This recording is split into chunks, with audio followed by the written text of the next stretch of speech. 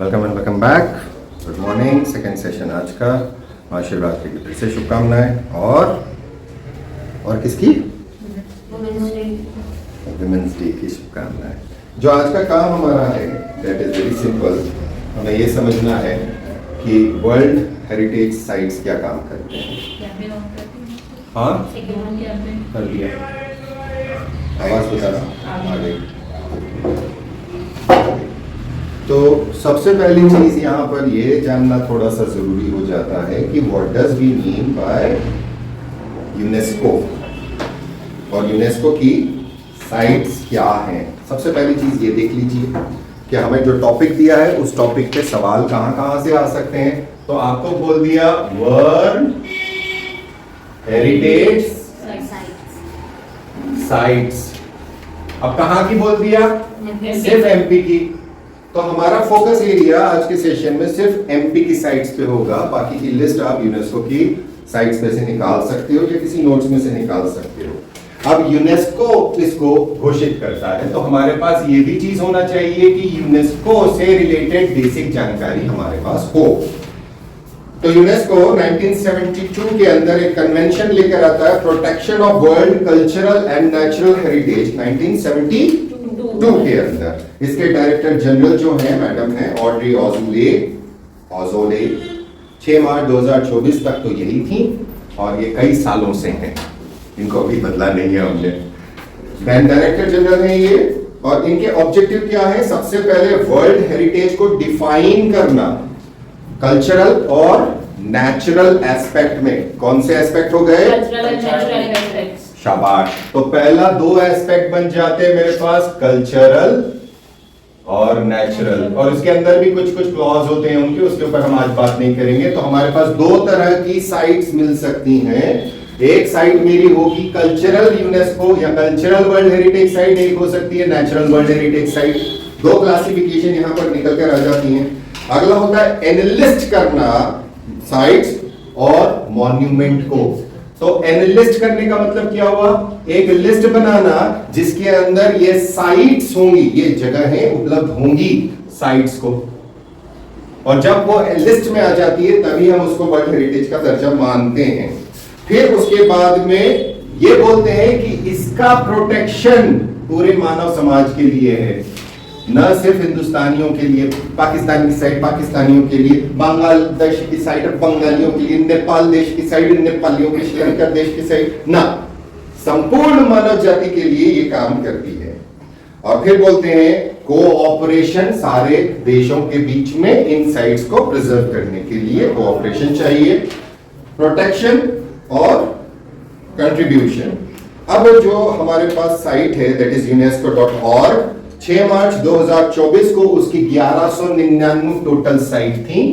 1199 total sites. तारीख मैंने बोल दिया आपको, लास्ट जो अपडेट मारा है मैंने, क्योंकि ये हमेशा बदलती रहती है। कुछ इसके अंदर ट्रांस बाउंड्री है। 48 साइट ऐसी हैं जिनके अंदर एक देश की बाउंड्री नहीं लगती, ट्रांस बाउंड्री है। 3 को इन्होंने डीलिस्ट कर दिया है, यानी 3 साइट्स इन्होंने हटा दी हैं, डीलिस्ट कर दिया। और साथ ही साथ में 56 को इन्होंने बोला है कि ये डेंजर में है, ये नष्ट हो सकती हैं। 56 इन डेंजर,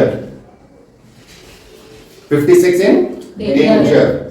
साथ ही साथ में उन्होंने ये बोला कि 933 कल्चरल हैं, यहां लिखा था, ये है 933 कल्चरल साइट्स टोटल। और साथ ही साथ में उन्होंने बोला 227 नेचुरल हैं। अब इन दोनों का मिक्सचर भी आएगा कुछ, और 39 मिक्स्ड है। 39 मिक्स्ड। ये है छोटा सा मेरा डेटा जो इसको बिलोंग करता है। पहला सेशन वर्ल्ड हेरिटेज कमेटी का हुआ था पेरिस के अंदर, जो इसका हेडक्वार्टर कहलाता है। 1 जून से और जुलाई तक चला था। 1977 में इंडिया ने इसको कन्वेंशन को रेटिफाई किया। 1977 14 नवंबर को इंडिया के अंदर 40 इंस्क्राइब्ड साइट है और 52 टेंटेटिव लिस्ट है। अब एक लिस्ट हो गई एनलिस्ट करने की, एक लिस्ट होती है मेरी टेंटेटिव। टेंटेटिव यानी हो सकती हैं, वो वाला काम है आगे का, भविष्य का। तो ये हो गया मेरा वर्ल्ड हेरिटेज का। वर्ल्ड हेरिटेज डे कौन सा मनाते हैं? इंटरनेशनल डे 18 अप्रैल को 2023 को जो था उसी के साथ वर्ल्ड हेरिटेज डे 2022 की थीम थी हेरिटेज एंड क्लाइमेट, 23 की थीम थी शेयर्ड रिस्पॉन्सिबिलिटी, 24 की थीम आपको निकालनी है। थीम निकाल के लिख लेंगे, आपसे सवाल वो पूछ सकते हैं कि थीम कौन सा है। ये हो गया मेरा यूनेस्को का काम। यूनेस्को के काम के अंदर मैं इंडिया की जो टोटल साइट्स हैं उनके ऊपर अभी नहीं जा रहा हूं, मैं सीधे जंप कर रहा हूं एमपी की साइट्स के ऊपर कि एमपी में किस तरह की साइट्स हैं। एमपी के अंदर 3 वर्ल्ड यूनेस्को हेरिटेज साइट्स हैं और 4 टेंटेटिव लिस्ट में हैं। शाबाश शाबाश। क्या है? देखो अब यहां पे खेल समझना। मेरे पास 3 कल्चरल साइट मौजूद हैं, ऑलरेडी हैं। मेरे पास 2 नेचुरल साइट भी मौजूद हैं जिनको इंक्लूड कर दिया है, और कुछ को हम टेंटेटिव में डालें तो 2 साइट मेरी टेंटेटिव में पड़ी कल्चरल के अंदर। सो सबसे पहली जो मेरी साइट है या 3 साइट्स हैं मेरी, मैं ईयर के हिसाब से लेके चलूंगा। कायदा तो मेरा ये होना चाहिए कि मैं उसको हिस्ट्री के हिसाब से लेके चलूं, लेकिन मैं ईयर के हिसाब से चलूंगा। सो मेरे पास 3 साइट्स हैं और कैटेगरी, अब इसके अंदर थोड़ा थोड़ा चीजों के ऊपर हम बात करते चलेंगे। ओके ठीक है, ये वाला पार्ट है मेरा कल्चरल। सबसे ऊपर कौन सा हो गया? कल्चरल। 3 साइट हो गई मेरी। सबसे पहले जो साइट को डिक्लेयर किया था 1986, 1986 खजुराहो। खजुराहो का क्या शहर? टेम्पल्स। खजुराहो के टेम्पल्स, दैट इज, उसको मैं आगे बोलूंगा। Khajuraho temples in very short लिख रहे हैं, उसका सही नाम बाद में लिखूंगा। सेकेंड साइट मेरी बनती है that is Buddhist monuments, that is 1989। तीसरी मेरी साइट बनती है भीमबेटका, जो ईयर है 2003। अब इनमें खजुराहो टेम्पल को बोला है Khajuraho group of monuments.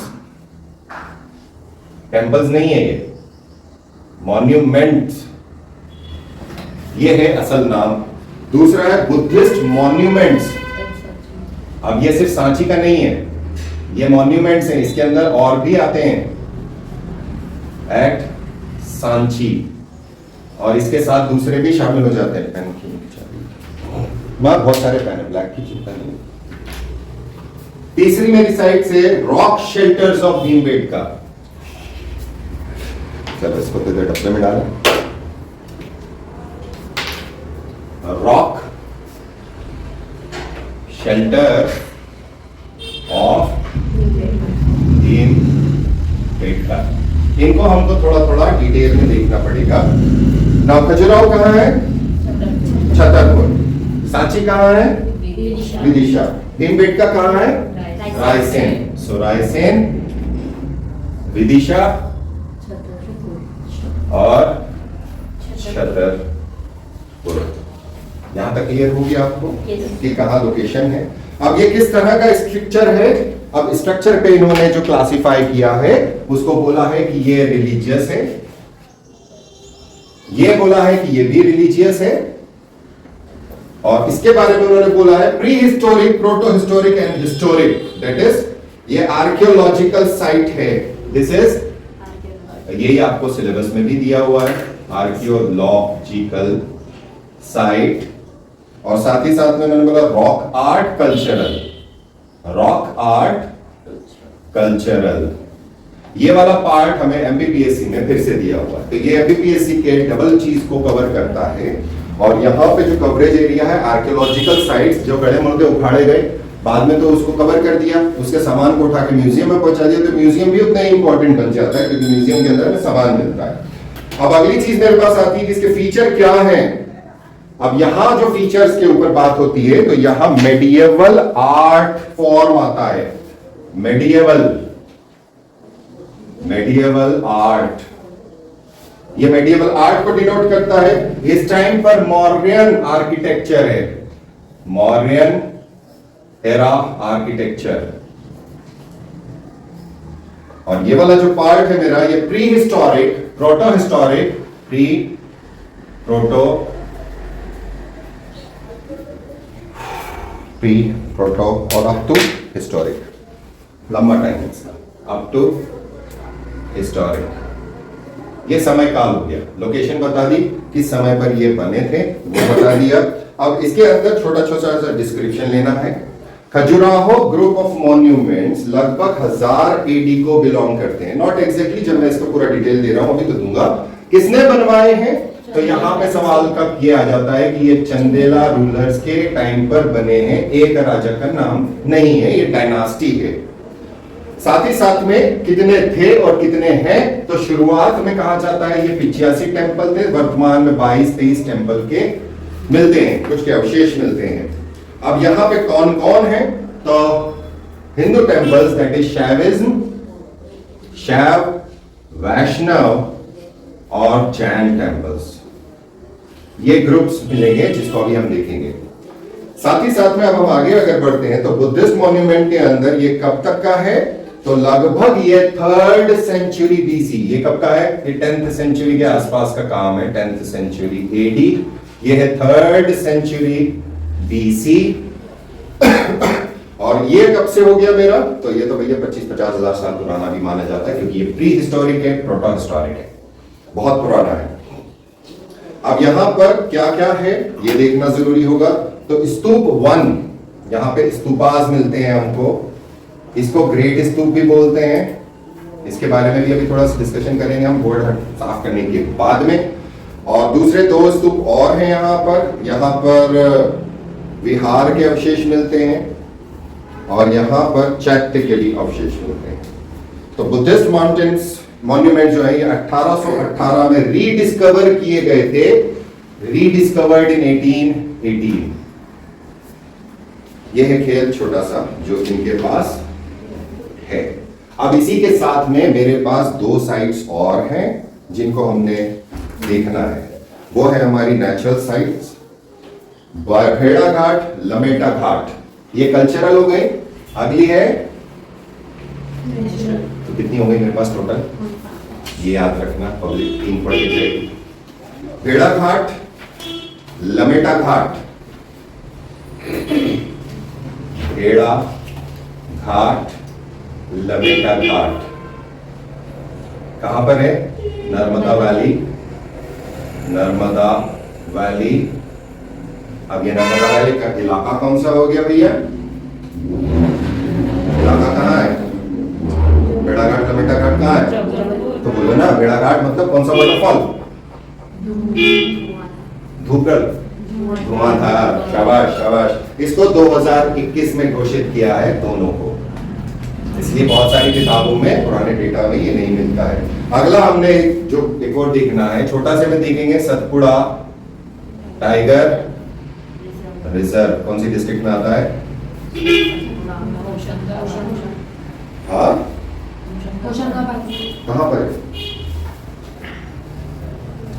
Hoshangabad district में किधर है, पचमढ़ी भी होशंगाबाद नहीं आता है। जब होशंगाबाद से पचमढ़ी की तरफ जाते हो तो आप पड़ता है सतपुड़ा नेशनल पार्क। ये 2 है, ये किसके लिए है, फ्लोरा एंड फौना, इसका प्रोटेक्शन है, पेड़ पौधे, जानवर, पक्षी, जंतु इत्यादि। सो ये नेचुरल हैबिटेट के 2 हो गए। अब भेड़ाघाट लमेटा घाट किस हिस्से में आता है, that is rivers, wetlands and lakes. Category कौन सी हो गई, रिवर्स, लेक्स, वेटलैंड्स, इसकी कैटेगरी है। इसकी कैटेगरी कौन सी हो गई, फ्लोरा एंड फौना। भेड़ाघाट लमेटा घाट 8 किलोमीटर लंबी एक, क्या बोलते हैं उसको, गॉर्ज को, कंदरा, कंदरा कंदरा है, बड़ी सुंदर है, मार्बल रॉक्स हैं इसके अंदर, नर्मदा की है और इसके अंदर अलग अलग कलर के मार्बल्स दिखते हैं। और ये वाला जो मार्बल है it is soft not hard, तो ये कार्विंग्स वगैरह के अंदर बहुत अच्छे से काम में लिया जाता है। Satpura tiger reserve largest contiguous forest और टाइगर हैबिटेट है, सदर्न एमपी का हिस्सा बनता है और टाइगर्स को सस्टेन करने के लिए अच्छा इलाका है। साथ ही साथ में यहाँ पर सतपुड़ा माउंटेन रेंज लगती है और पचमढ़ी का बायोस्फीयर लगता है। तो मेन काम कहाँ आ गया, पचमढ़ी बायोस्फीयर। बायोस्फीयर जब भी हम बात करते हैं तो ये एक स्पेशल कंटेनमेंट जोन होता है जहां पर यूनिक फ्लोरा और फौना अपने नेचुरल हैबिटेट में होता है and this is govern also by man and biosphere. ये प्रोजेक्ट है इसका। तो ये हो गए मेरे कौन से जो 5 हैं जिन्हें डिक्लेयर कर दिया गया है। उसके बाद में मेरे पास 2 साइट्स और आती हैं जिन्हें हम बोलते हैं टन टरा डन टन दारा टेंटेटिव लिस्ट, जो यहां पे लिखी थी मैंने। तो टेंटेटिव लिस्ट के अंदर मेरे पास 2 मॉन्यूमेंट्स आते हैं और दोनों मेरे, चूंकि कल्चरल वाले में इससे लिख रहा हूं इसलिए कल्चरल है। एक है मांडू और दूसरा है ओरछा। टेंपल किसने बोला? देखिए यहाँ पर है ग्रुप ऑफ मॉन्यूमेंट्स इन मांडू और हिस्टोरिकल एंसेम्बल ऑफ ओरछा। ये है ग्रुप ऑफ मांडू और ये है हिस्टोरिकल एंसेम्बल। हिस्टोरिकल एंसेम्बल कब डिक्लेरेशन हुआ है? तो मांडू को ऐड करा गया था टेंटेटिव लिस्ट में 1998 में और साथ ही साथ में हिस्टोरिक एंसेम्बल को ऐड किया है 2019 में 2019 के अंदर। सो आर्कियोलॉजिकल साइट है मांडू। किस ग्रुप में आई? आर्कियोलॉजिकल साइट, क्योंकि यहाँ पे बहुत पुराने समय से भी मिलता है कुछ। आर्कियोलॉजिकल साइट हो गई और ये वाला मेरा हो गया structural architectural structure palaces. Structure palaces ये आर्किटेक्चरल साइट्स। ये मेरे पास पूरा हिसाब किताब हो जाता है। तो टोटल यूनेस्को के अंदर मध्य प्रदेश के एड्रेस 7 स्थान पे मिल जाते हैं। 5 स्थान तो डिक्लेयर कर दिए हैं, 3 कल्चरल और 2 नेचुरल और 2 टेंटेटिव लिस्ट में है। सबसे पहला वाला था 1986 का खजुराहो, दूसरा बनाया 1989 का बुद्धिस्ट मॉन्यूमेंट, तीसरा बनाया 2003 का और इसके पहले हमने 1998 के अंदर डाल दिया मांडू को टेंटेटिव के अंदर। उसके बाद फिर हमने ओरछा को डाला टेंटेटिव में। उसके बाद 2 नई नेचुरल साइट्स हमारे मिली 2021 के अंदर,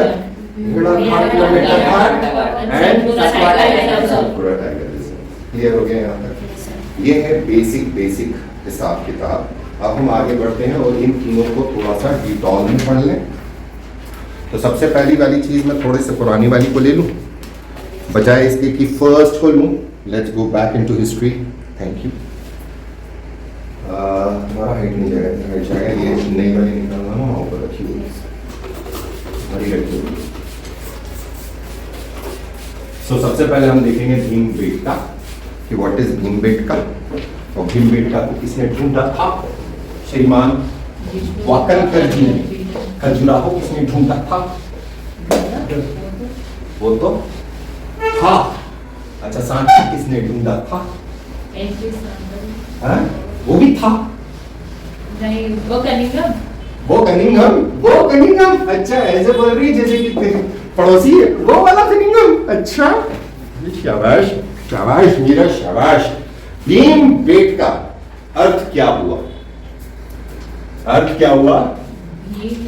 भीमबेटका, भीम की बैठक, जहां भीम कौन? पांडव। ये लोकल बिलीफ है, रायसेन से 46 किलोमीटर दूर है। सॉरी, रायसेन डिस्ट्रिक्ट में लोकेटेड है, भोपाल से लगभग 46 किलोमीटर की दूरी पर है, होशंगाबाद मेन रोड पर। और ये रातापानी वाइल्ड लाइफ सेंचुरी के अंदर मौजूद है। तो एक नेचुरल प्रोटेक्टेड एरिया और रातापानी इकलौती वाइल्ड लाइफ सेंचुरी है जो टाइगर रिजर्व भी है। सो लोकेशन समझ गए? कहां लोकेशन है भीमबेटका? रायसेन रेलवे ट्रैक के पास में, रोड के पास, रोड के पास में रेलवे ट्रैक, वहां से अंदर रास्ता जाएगा, रातापानी वाइल्ड लाइफ का गेट आएगा, वहां पे अलग पैसा दो, आर्कियोलॉजी का अलग पैसा है, फिर अंदर जाओ। आप बहुत अच्छा कर दिया है।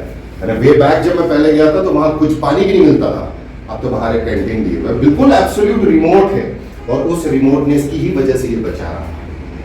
ये टोटल 1892 हेक्टेयर में फैला हुआ है, 1892 हेक्टेयर, इतना लंबे चौड़े एरिया के अंदर है। और ये विंध्यन हिल्स और नर्मदा वैली के मुहाने पर है। विंध्यन हिल्स और नॉर्थ ऑफ नर्मदा वैली। अगर आप इसका मैप देखोगे रातापानी वाइल्ड लाइफ सेंचुरी का, वहीं आपको नर्मदा की वैली की स्टार्ट दिख जाती है। टोटली 10 किलोमीटर लंबा और 3 किलोमीटर चौड़ा कॉरिडोर है। 10 किलोमीटर लेंथ, 3 किलोमीटर विड्थ। और यहाँ पर एक साइट नहीं है, यहाँ पे 7 अलग अलग पहाड़ियां हैं, 750 रॉक शेल्टर्स हैं, 7 hills, 750 rock shelters. Rock shelters जिसके अंदर पुराने जमाने का आदमी रहता था जब तुम उल्लाह हुम हुम करते थे, जिसके अंदर इन 750 रॉक शेल्टर में लगभग 500 के अंदर पेंटिंग्स हैं, इसलिए ये इंपॉर्टेंट है। Bhimbetka is just one. 7 जो हिल्स हैं उनके नाम विनायका लिख लो, विनायका, घोरावली, घोरावली, भीमबेटका। भीमबेटका में सबसे अधिक रॉक शेल्टर्स हैं 243, अकेला 750 में से भीमबेटका में अकेली 243 है। लाखाजुआर ईस्ट एंड वेस्ट 2 है, लाखाजुआर ईस्ट, लाखाजुआर वेस्ट। इसके अंदर सेकंड हाईएस्ट शेल्टर्स है 178। और अगला है झोंडरा, और फिर है मुनी बबाकी या बाबकी पहाड़ी। ये 7 पहाड़ियां हैं जिनके नाम बता दिए। 39 डिफरेंट लोकेशंस हैं। कितनी अलग अलग लोकेशंस हो गई इन सब जगहों की जहां आप घूमने जा सकते हो? तो 39 डिफरेंट लोकेशंस हैं जहां पे रॉक पेंटिंग्स हमको मिलती हैं। ये आर्कियोलॉजिकल सर्वे ऑफ इंडिया ने प्रोटेक्शन में ले रखा है, ASI, और साथ ही साथ में ये यूनेस्को की वर्ल्ड हेरिटेज साइट भी है। ईयर क्या था? 2003।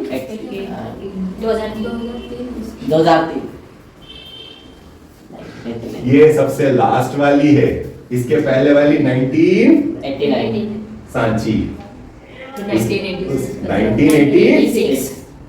ये खेल है 6 9 3 6 9 नहीं, ठीक है 6 9 3। लेकिन ये 1993 वाला मत सर्वे था, बहुत लंबे समय बाद मिला। इसके बीच में हमको मांडू की आ गई टेंटेटिव, इसके बाद में हमारा मांडू आ जाता है 10 साल बाद 1990 अभी पढ़ा है 1990। हाँ शाबाश। सो यूनेस्को का ये काम है। अब इसके बारे में सबसे पहला एविडेंस जो हमें मिलता है 1888 के अंदर किनकेड नाम के एक ब्रिटिश ऑफिसर थे, वो भोजपुर लेक की रिसर्च करने आए थे। तो उन्होंने बताया है हिस्टोरिकल रिकॉर्ड्स में कि इसके यहाँ पर कुछ कुछ पुराने अवशेष मिलते हैं। तो भोजपुर लेक एक पुरानी लेक हुआ करती थी, बहुत लंबी चौड़ी लेक थी, इसको हम मेडिएवल में पढ़ेंगे। पहले आर्कियोलॉजिस्ट जो सिग्निफिकेंट वैल्यू रखते हैं वो है V.S. वाकनकर।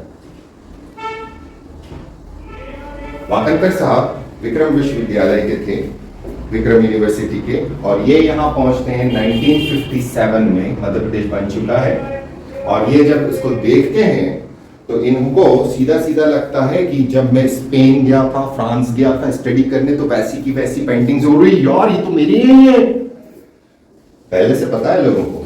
लेकिन उसका महत्व बताने वाले सर्वप्रथम व्यक्ति वाकनकर साहब है, मेन आर्कियोलॉजिस्ट जो बंदा वहां पर पहुंचा है। तो वाकनकर साहब वहां पहुंचे, फिर उसके बाद आर्कियोलॉजिस्ट की टीम लेकर गए और यहां पर डिस्कवरी चालू हुई। तो डिस्कवरी लगातार चलती रही। 70 के दशक में काफी कुछ हो चुका था, 50 से 70 के अंदर में बहुत सारी चीजें निकल के आ गई थी। अलग अलग जगहों की पहाड़ियों की खोज कर ली थी, सिर्फ एक जगह नहीं था। अब यहां पर हमारे पास 3 अलग अलग हिस्से हैं, या हम कह लें 4 अलग अलग हिस्से हैं। सबसे पहला मेरा हो गया पैलियोलिथिक, याद आया? इसलिए ये सबसे पहले लिए क्योंकि पैलियोलिथिक अभी भी पढ़ाया मैंने आप लोगों को। उसके बाद मीजो और चाल्को, मीजो चाल्को, मीजोलिथिक, चाल्कोलिथिक, फिर अर्ली हिस्ट्री यानी early historic period, early history, और फाइनली मेरे पास है बुद्धिस्ट पीरियड,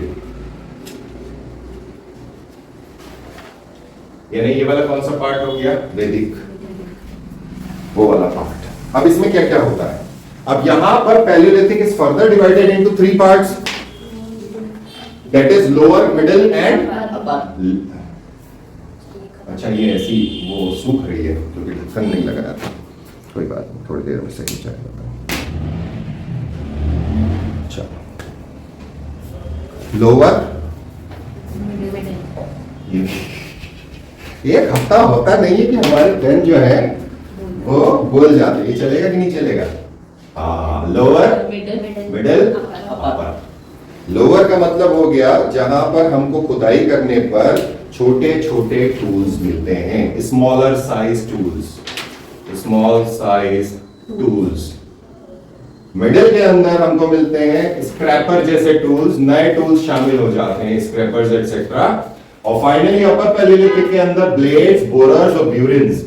ब्लेड्स पत्थर की, बोरर छेद करने वाले, ब्यूरिन पॉइंटर्स, ये मिलते हैं। मीसोलिथिक के अंदर हमारे पास मटेरियल और टूल्स के अंदर चेंज आ जाता है और यहां पे पत्थर का इस्तेमाल होता है, चालकोडेनी। इस्तेमाल कौन सा कर रहे हैं आप? चालकोडेनी नाम का पत्थर, और अलग अलग ज्यादा पत्थर के टूल्स मिलते हैं। ब्लेड, ट्रायंगल्स, ट्रेपीजेस, क्रीसेंट्स, कर्व, म्यूलर, बहुत अलग अलग वैरायटी आ जाती है। ये आर्कियोलॉजिकल है, इसके अंदर बस इतना याद रखें कि टूल्स का शेप बदल गया था। अर्ली हिस्ट्री के अंदर हमारे पास आ जाते हैं थोड़े दूसरी चीज। इसके अंदर हमारे पास जो संलेखना स्पॉट होती है जैनिज्म की, वो मिलना चालू होती है। तो अर्ली हिस्ट्री के अंदर हमारे पास यहाँ रॉक कट बेड है, रॉक कट बेड्स, ये मिलना चालू होते हैं। और यहां पर इंस्क्रिप्शन भी मिलता है एक के अंदर, और वो मौर्यन टाइम पीरियड का है, या कहा जाता है मौर्यन शुंगा लिपि का, या उस पीरियड का है। यहाँ एक छोटा इंस्क्रिप्शन है, इस टाइम पीरियड को बिलोंग करता है अर्ली हिस्ट्री के अंदर। यहाँ पे भीमबेटका में जो भोरावली, मैंने आपको नाम लिखाया है, भोरावली के पास से हमें पुराने समय के छोटे छोटे स्तूप भी मिलते हैं। तो बुद्धिस्ट पीरियड के अंदर भोरावली स्तूपास, ये छोटे हैं। और यहां पर बिनेका जो लाखा जुआर है, वहां पे भी मिलते हैं। बिनेका के अंदर स्तूपा एनक्लोजर वॉल भी मिलती है। और यहां शंख लिपि इंस्क्रिप्शन भी है, शंख लिपि इंस्क्रिप्शन, ये भी इसी टाइम पीरियड के। तो एक कंटिन्यूअस सेटलमेंट को बताता है कि ये इलाका पुराने समय में कितना वास्ट था। अब क्या पहला पॉइंट निकला? Continuous settlement. क्या निकला? Continuous settlement over thousands of years, hundreds of years की बात नहीं कर रहे हैं। यहां हिस्टोरिकल रिकॉर्ड है। कैसे रिकॉर्ड है? पेंटिंग्स, पेंटिंग सबसे पहला रिकॉर्ड हो गया। दूसरा इंस्क्रिप्शन मिल गए। लिख लो जो बोल रहा हूं, अगर वो वहां नहीं है तो वो लिख लो, यहां पे होगा।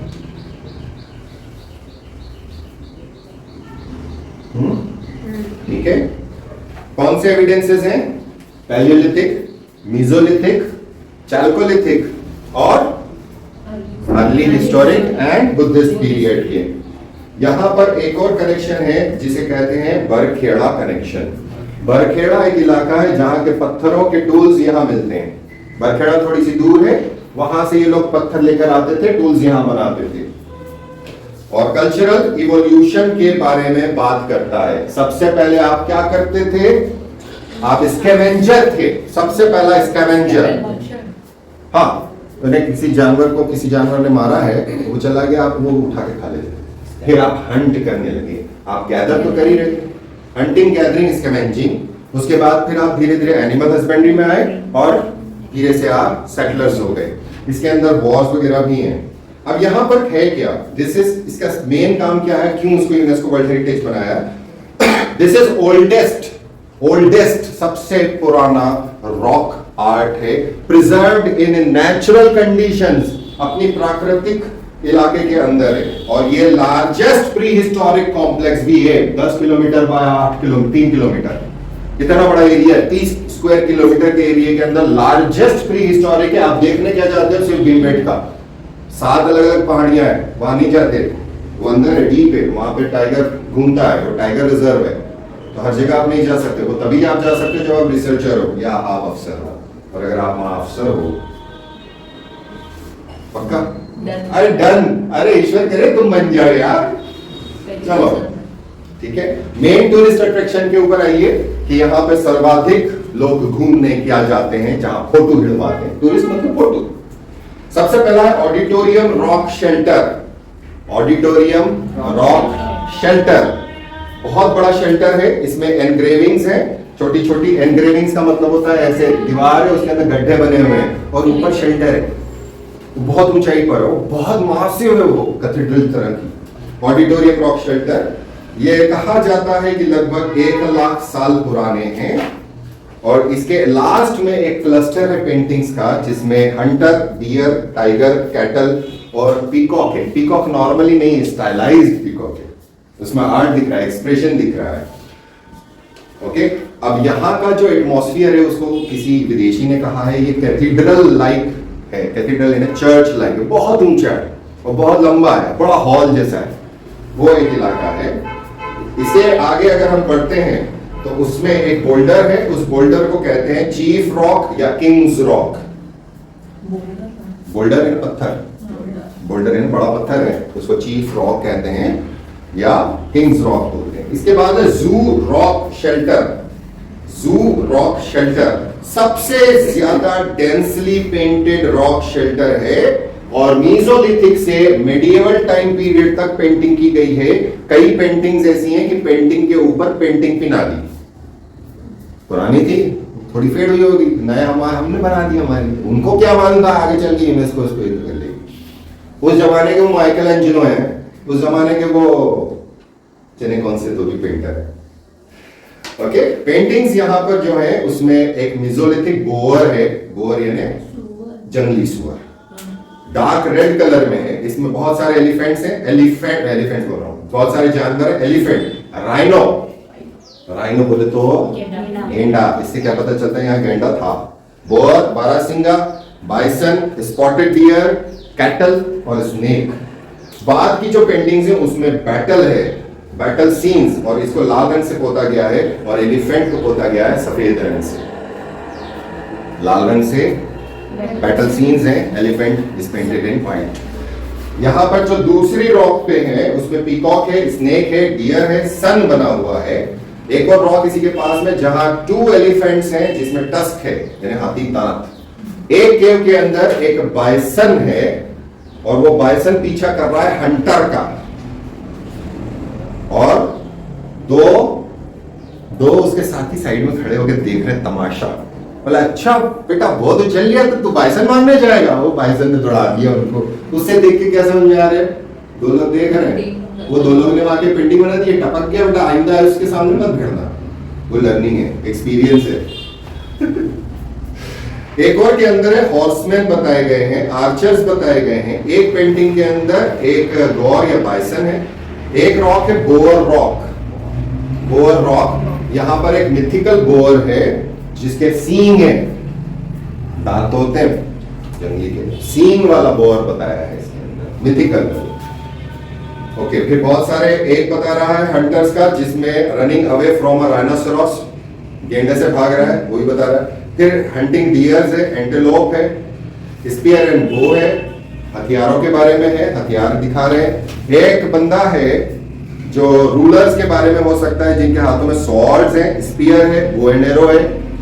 एक पेंटिंग के अंदर है जो मतलब बहुत खत्म हो रही है वो पेंटिंग, ट्राइडेंट लाइक स्टाफ यानी त्रिशूल जैसा व्यक्ति पकड़ा हुआ बंदा और डांस कर रहा है। इसको निकनेम दिया गया है नटराज। ये वाकनकर साहब ने इसको निकनेम किया था नटराज। और ये कहा जाता है कि लगभग जितनी पेंटिंग्स हमारे पास हैं, चूंकि ये बारिशों से, धूएं से, लोगों से लगातार टच में है, तो मान रहे हैं कि कम से कम 100 से ज्यादा केव्स ऐसी हैं जिनकी पेंटिंग्स एरोड हो।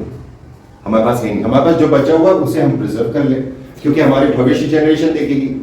तो ये हमारा ट्रेडिशन है, हमारा सबका ट्रेडिशन है, किसी एक खास का नहीं, सबका है। ये चीज समझना जरूरी है।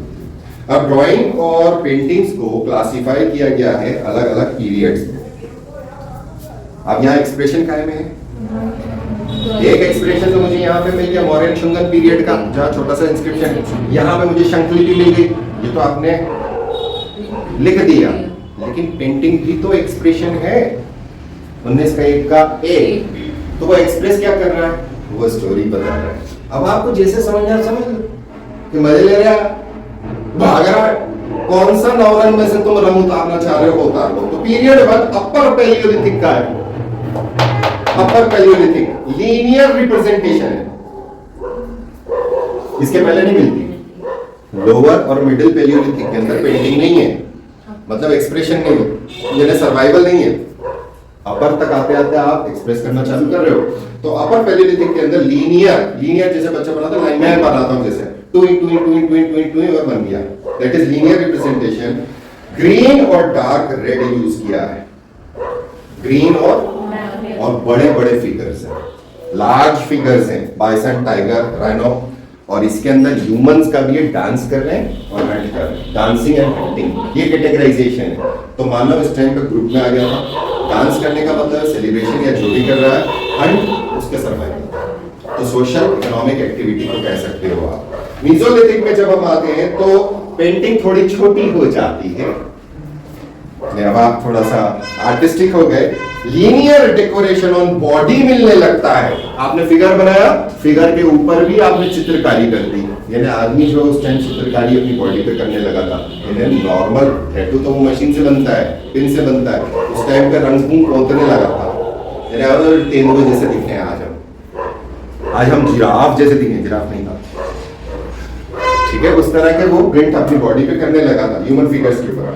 हंटिंग सीन्स वेपन्स के साथ हैं, भाले के साथ हैं, पॉइंटेड स्टिक के साथ हैं, तीर कमान के साथ हैं। इसी टाइम पीरियड पर डांसेस हैं, म्यूजिकल इंस्ट्रूमेंट है, मदर एंड चाइल्ड की पेंटिंग है, प्रेग्नेंट वुमन की पेंटिंग है, मेन कैरिंग डेड एनिमल्स है, ड्रिंकिंग है, बरियल है। अब ये ड्रिंकिंग वो वाली ड्रिंकिंग नहीं समझना है कि वो अंग्रेजी वाली दुकान वाली या देसी वाली चौराहों पे वो वाली, हमें क्या पता वो पी रहा है, उसके अंदर वो थोड़ी बोले कौन से ब्रांड की पी रहा है। कुछ है जिसके अंदर ट्राइबल वॉर है, यहाँ पर वॉर बिटवीन 3 ट्राइब्स, 3 अलग अलग ट्राइब्स को डिनोट किया गया है और उनको सिंबलाइज किया है एनिमल टोटेम से, कि ये ट्राइब किस एनिमल को मानने वाली है, ये किस एनिमल के नाम से उसको नामकरण किया गया है। तीसरा पीरियड है चाल्कोलिथिक, मीसोलिथिक जैसी है, लेकिन यहाँ हमें पॉटरी मिलती है।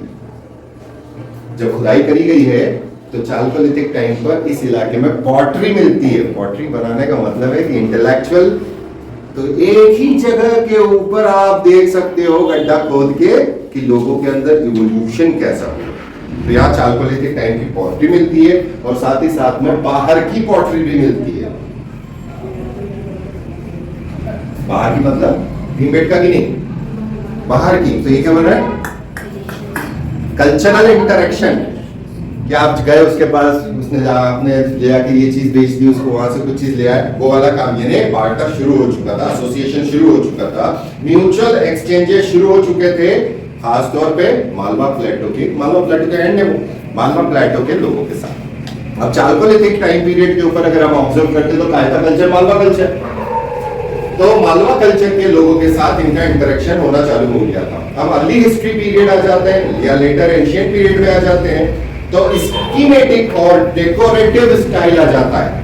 इन्हें पेंटिंग के अंदर और सुंदरता बनाने की कोशिश कर दी। Red white yellow, red white yellow, riders घुड़सवार, religious symbols, dresses, tunic like dress, tunic बढ़िया पहन के अपने आते, वो एक्चुअली बना तो पुरुषों के लिए था। अगर आप स्कॉटलैंड के पुरुषों के डांस देखेंगे या स्कॉटलैंड का ओरिजिनल देखेंगे, वो ट्यूनिक पहनते हैं, वो स्कर्ट पहनते हैं, ठीक है। फिर बाद में वो चेंज हो गया। स्क्रिप्ट्स मिलती हैं हमें अलग अलग पीरियड की, और यहाँ पे हमें कुछ रिलीजियस फॉर्म्स मिलते हैं, यक्ष, ट्री गॉड्स और मैजिकल स्काई चैरियट्स, उड़न तश्तरियां बनी हुई हैं, मतलब कुछ तो है। लास्ट है हमारा मीडिएवल, ज्योमेट्रिक, लीनियर, मोर स्कीमेटिक। लीनियर तो वापस हो गया, ज्योमेट्रिक भी हो गया, लेकिन ओरिजिनलिटी जो पहले का काम था अब क्या है, वो हो सकता है लोकल कोई चरवाहा आया, वो वहां पे रहने लग गया, उसने बना दिया कुछ, हम भी बना दें, बाद वाला कॉपी पेस्ट वाला काम, उसमें वो मजा नहीं है। और यहाँ डिग्रेडेशन या डीजेनरेशन दिखता है, क्रूडनेस दिखती है। तो हो सकता है ये घूमते फिरते हुए लोग ओरिजिनलिटी खत्म हो गई, ओरिजिनल लोग शिफ्ट हो गए। तो मेडिवल पीरियड के अंदर वो डीजेनरेटेड काम दिखता है, लेकिन काम तो है। अब इन्होंने क्या करा, कलर कहां से लाए, कलर कहां से लाए? सबसे पहले सबसे ज्यादा जो कलर यूज किया है रेड एंड व्हाइट, कभी कभी ग्रीन और येलो, सबसे ज्यादा red and white, green and yellow. अब मिलता कहां से था? तो मिट्टियों से, पत्तों से बनाते थे।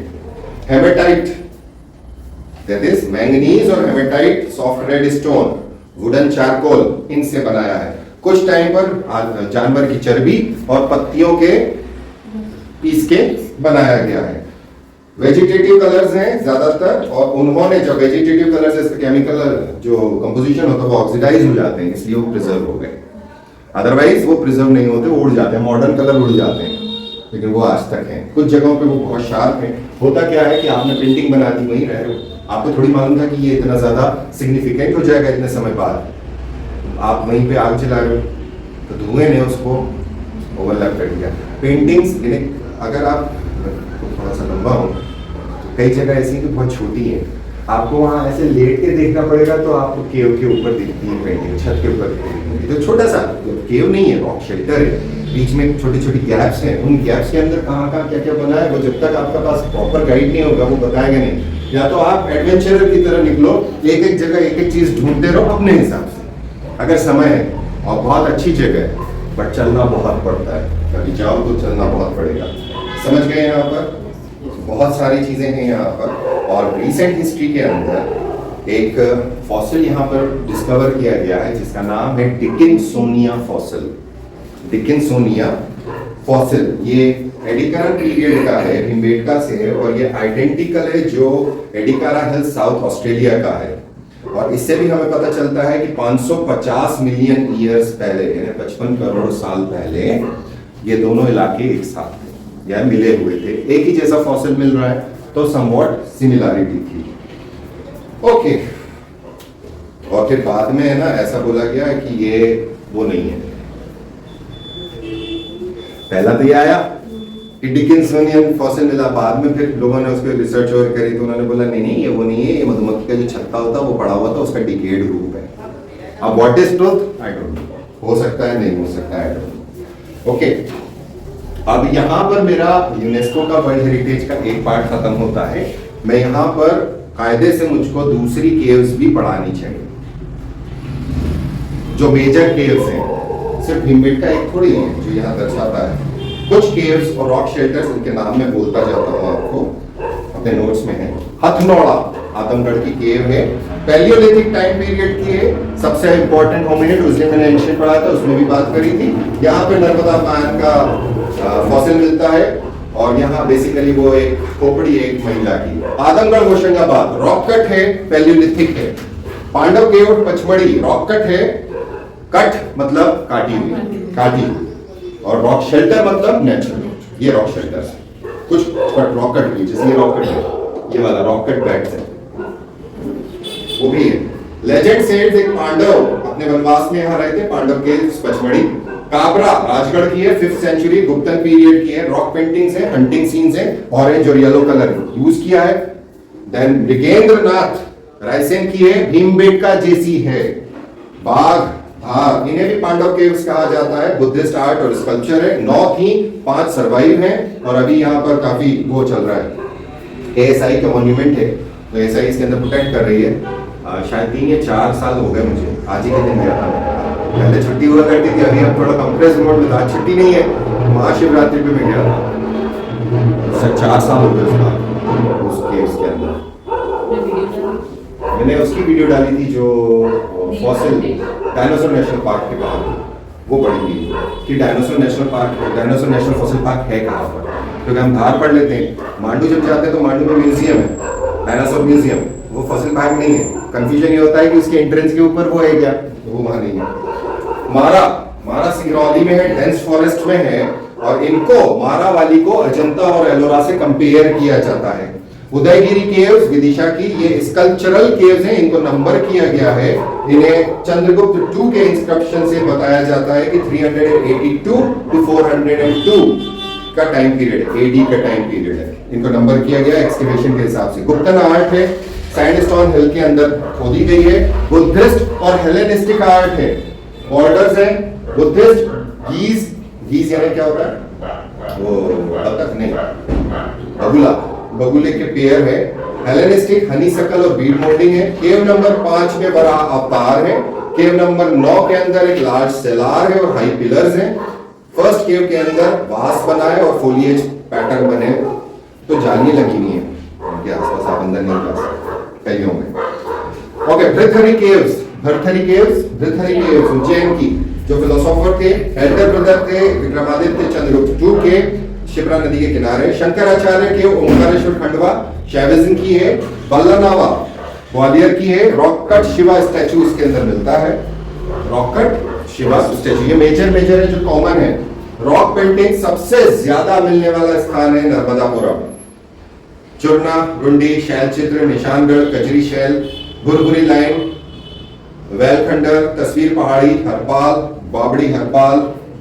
Then caves popularly known as Pandav caves, Pachmarhi, Adamgarh, कलमड़ी, रसूलिया, रॉक शेल्टर, पुतली लेन, then Dorothy deep rock shelter Pachmarhi की, ठीक है। इसके अलावा और भी रॉक शेल्टर्स हैं, जैसे बलदेव कुंडी ग्वालियर की, लोहानी केव्स मांडू की, देन सात कोठरी मांडू, पुतली लेन जो भी बोला, सेम्बोर केव्स करियन Hoshangabad, Dorothy deep rock shelter Pachmarhi, fresco paintings गहीर रीवा या गाहिर रीवा, केव इंस्क्रिप्शन केवटी रीवा।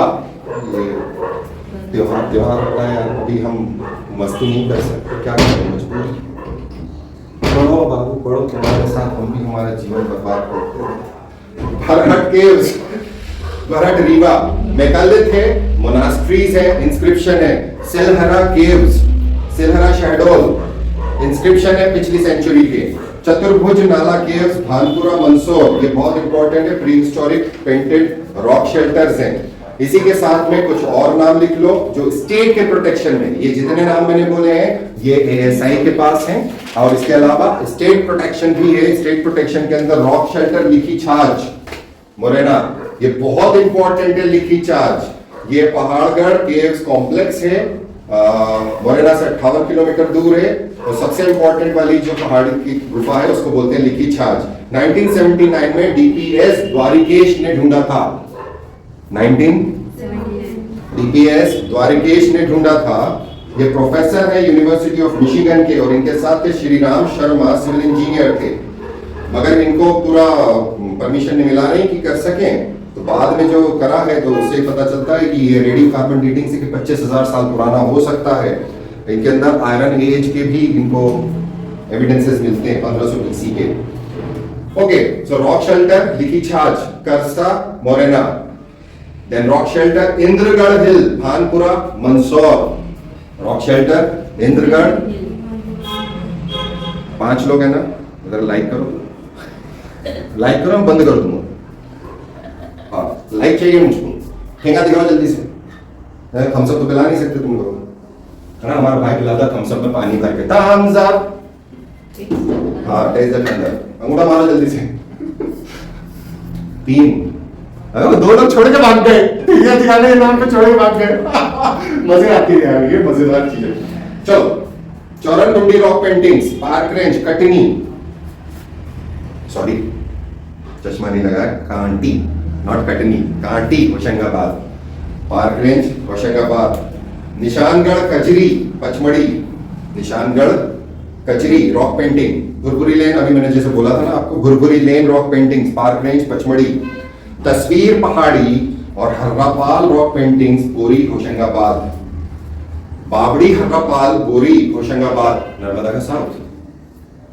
आप सोच के देखो, रायसेन का भीमबेट का, वहां से नर्मदा वैली चल रही है, उसके साउथ में नर्मदा क्रॉस करा, ये वो वाला इलाका है।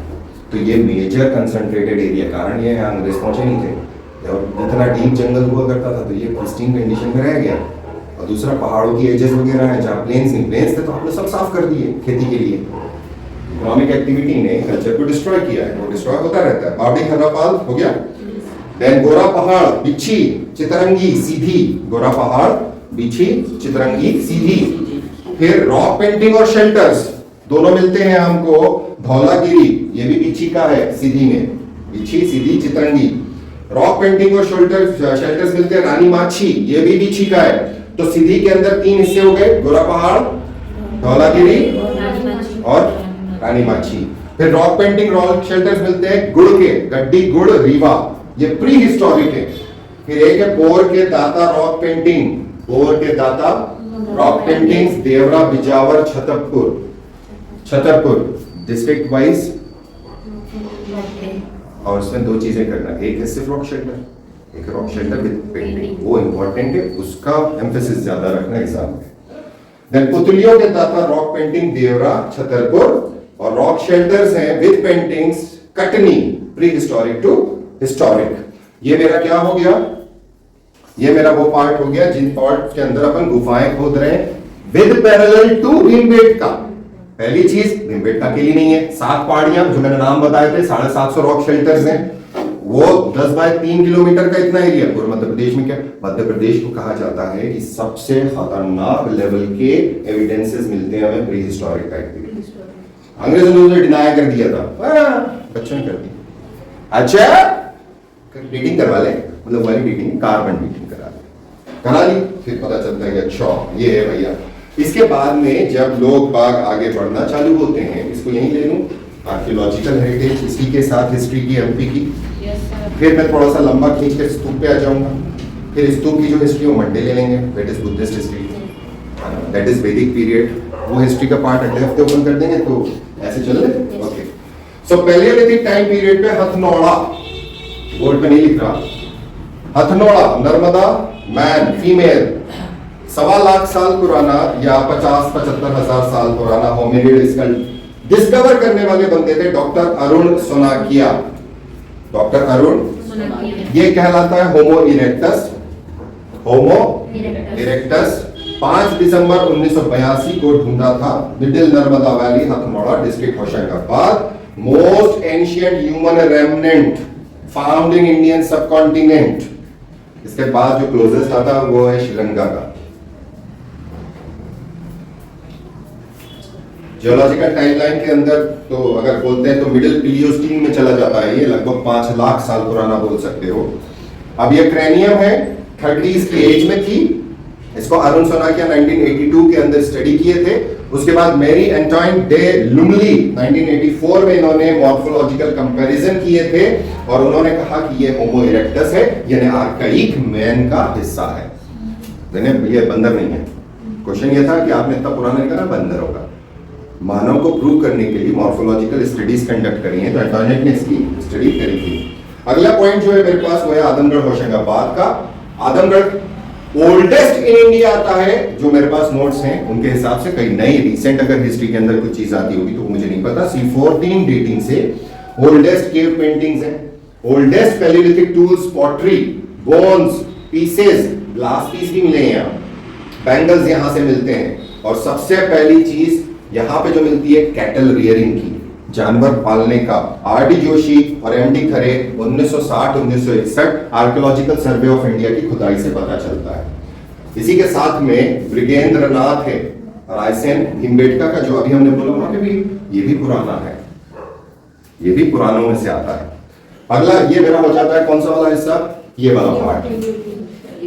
भीमबेटका कंटिन्यूम बता रहा है, अब यहाँ कंटिन्यूम खत्म हो गया, कुछ जगह पे कंटिन्यूम मिलेगा, कुछ जगह पे नहीं मिलेगा। तो भीमबेटका इसलिए इंपॉर्टेंट है कि आपकी पूरी पुरानी हिस्ट्री को बताता चलता है। मेसोलिथिक पार्ट सेम प्लेस है, यानी जो ऊपर वाले हैं और जो बाद वाले हैं उनके अंदर सेम है, कंटिन्यूम है। यानी मेसोलिथिक के अंदर कोई खास सिर्फ मेसोलिथिक का एरिया नहीं मिलता हमको, कंटिन्यूम है। या तो पैलियोलिथिक से मेसोलिथिक में आया, या मॉडर्न टाइम पीरियड बाद का चाल्कोलिथिक मेसोलिथिक से शुरू हुआ। अब चाल्कोलिथिक और आयरन कल्चर, मैंने आपको याद करिएगा कि इंडिया की हिस्ट्री जब हम पढ़ रहे थे तो मालवा कल्चर और कायथा कल्चर पढ़ाया था, लेकिन वहां कायथा कल्चर की खुदाई के बारे में बात नहीं करी थी क्योंकि वो आर्कियोलॉजिकल हेरिटेज वाला काम नहीं था, वो सोशल पर्सपेक्टिव था। आज मैं कायथा कल्चर की खुदाई के बारे में बात करूंगा कि किस लेवल पे कितनी कितनी दूर पे क्या क्या मिला है, वो भी कंटिन्यूम बताता है, लेकिन मालवा कल्चर नहीं, मालवा कल्चर हो गया। सो नावदाटोली 1660 से 1440 BC, Sankhalia of Deccan college, HD Sankhalia, इन्होंने खोदा था, नर्मदा नदी के किनारे है और ये शहर है। ये करस्पॉन्ड करता है पुराने बुद्धिस्ट टेक्स्ट्स को, नावदाटोली। और यहाँ पे ब्रॉन्ज एज के अवशेष मिले हैं महेश्वर से। यहाँ पे अनबेक्ड ब्रिक्स हाउसेस, कच्ची ईंटों के बने घरों के अवशेष मिले हैं। लाल और काले रंग की पॉटरी पड़ी है। आपको याद होगा कि मैंने पूरी पॉटरी का क्लासिफिकेशन दिया है आपको, मैंने लेवल्स बताए हैं कि खुदाई करते समय सबसे ऊपर कौन सी कलर की पॉटरी, जैसे PGW कहाँ मिलेगी, NBPW कहाँ मिलेगी, PP कहाँ मिलेगा, ये सारा करा दिया है आपका। तो अब आपको कंसेप्ट क्लियर होना चाहिए। नावदाटोली के अंदर रेड एंड ब्लैक पॉटरी मिलती है और पॉलिश्ड रेड वेयर, वेयर मतलब वो पॉटरी है, क्ले के फिगर्स मिलते हैं, टॉयज मिलते हैं, ठीक है। अब ये कहाँ है महेश्वर? खरगोन। बोलो ना, तुम खरगोनी बैठी तो हो, हाँ पता है ना। तो पता है तो सबको बताओ ना। अरे हमारे यहाँ पे गई हो नहीं गई? हाँ नावदाटोली महेश्वर के ऊपर। नावदाटोली दिखाई? हाँ गजब यार, क्या है, दिखता है हमें सब? ले गए थे तो सब। हाँ, देखा है या नहीं देखा? वैसा कुछ ऐसा नहीं दिखा, वो तो सब बड़े हैं ना। ले गए। अच्छा ठीक है। महेश्वर बुद्धिस्ट टेक्स्ट इसको सेकंड कैपिटल ऑफ अवंती बोलते हैं। अवंती जनपद की सेकंड कैपिटल हुआ करती थी। यहाँ चालकोलिथिक एविडेंसेस मिलते हैं। कार्तिवार्जुन की कैपिटल हुआ करती थी, जिसके बारे में रामायण और महाभारत बात करते हैं, ठीक है। नागदा उज्जैन 1955-1956 में NR बनर्जी ने इसकी खुदवाई करवाई थी, चंबल नदी के किनारे है। चालकोलिथिक जो आयरन एज, और यहाँ पर एक 90 फीट ऊंचा टीला था, उसकी खुदाई में ये अवशेष मिले। अगला सबसे इंपॉर्टेंट पार्ट जो बनता है, जिसको एक कल्चर बोला जाता है, जो एक बड़े एरिया में फैला हुआ था, कायथा कल्चर, जिसके बारे में पहले हम डिस्कस कर चुके हैं। यहाँ लेवल्स के ऊपर बात है। 2200 से 2000 BC तक का टाइम पीरियड है। इसे कपिस्था भी बुलाते थे। उज्जैन में आता है 1955-1956 नहीं 65-66 1966 वाकनगर साहब के अंडर में खोजा गया था। Banks of Chhoti Kali Sindh and it is also known as birth place of Varaha Mihir. Carbon 14 dating हुई है इसकी। कार्बन 14 डेटिंग ने इसको बहुत पुराना बोला है। NR बनर्जी ने भी इसकी सर्वे करा 64-65 में। ASI नहीं, उन्होंने करा है 55 से 58 तक, 64 से 65 तक श्रीवास्तव जी ने करा है। तो अलग अलग लगातार इसकी खुदाई चली है। 10 पीरियड मिलते हैं अलग अलग खुदाई के। सबसे पहला पीरियड मिलता है 2200 से 2000 तक का, जिसको बोला जाता है Kayatha culture. Kayatha culture synonym है, जो आगे चल के हो सकता है मालवा कल्चर में कन्वर्ट हो जाता है। इसको हड़प्पन पॉटरी से डिफर किया जाता है। Red black, red dark purple और लाइट रेड कलर की पॉटरी रहती है, जिसके ऊपर रेड, व्हाइट या डार्क रेड और ब्लैक कलर से पेंटिंग की गई है। 29 बैंगल्स मिली है, छिजल मिला है, कुल्हाड़ी मिली है, नेकलेसेस मिले हैं अकीक के बने हुए, अकीक इज स्टोन, उसके नेकलेस मिले हैं। फिर 70,000 बीड्स मिली है स्टेटाइट की। बीड्स नेकलेस बनाने के काम में आती थी, तो आप ये बोल सकते हो जैसे पहले हमको मिलती है हड़प्पा में, यहाँ पे भी कारखाना हुआ करता था। Tools of stone, Beed necklaces उसी तरह के जिस तरह से मोहनजोदारो में मिलते हैं। तो डायरेक्ट वो नहीं था, लेकिन था कुछ, क्योंकि वो टाइम पीरियड है जो सिमिलर है। उधर वो खत्म हो रहा है, इधर ये बन रहा है।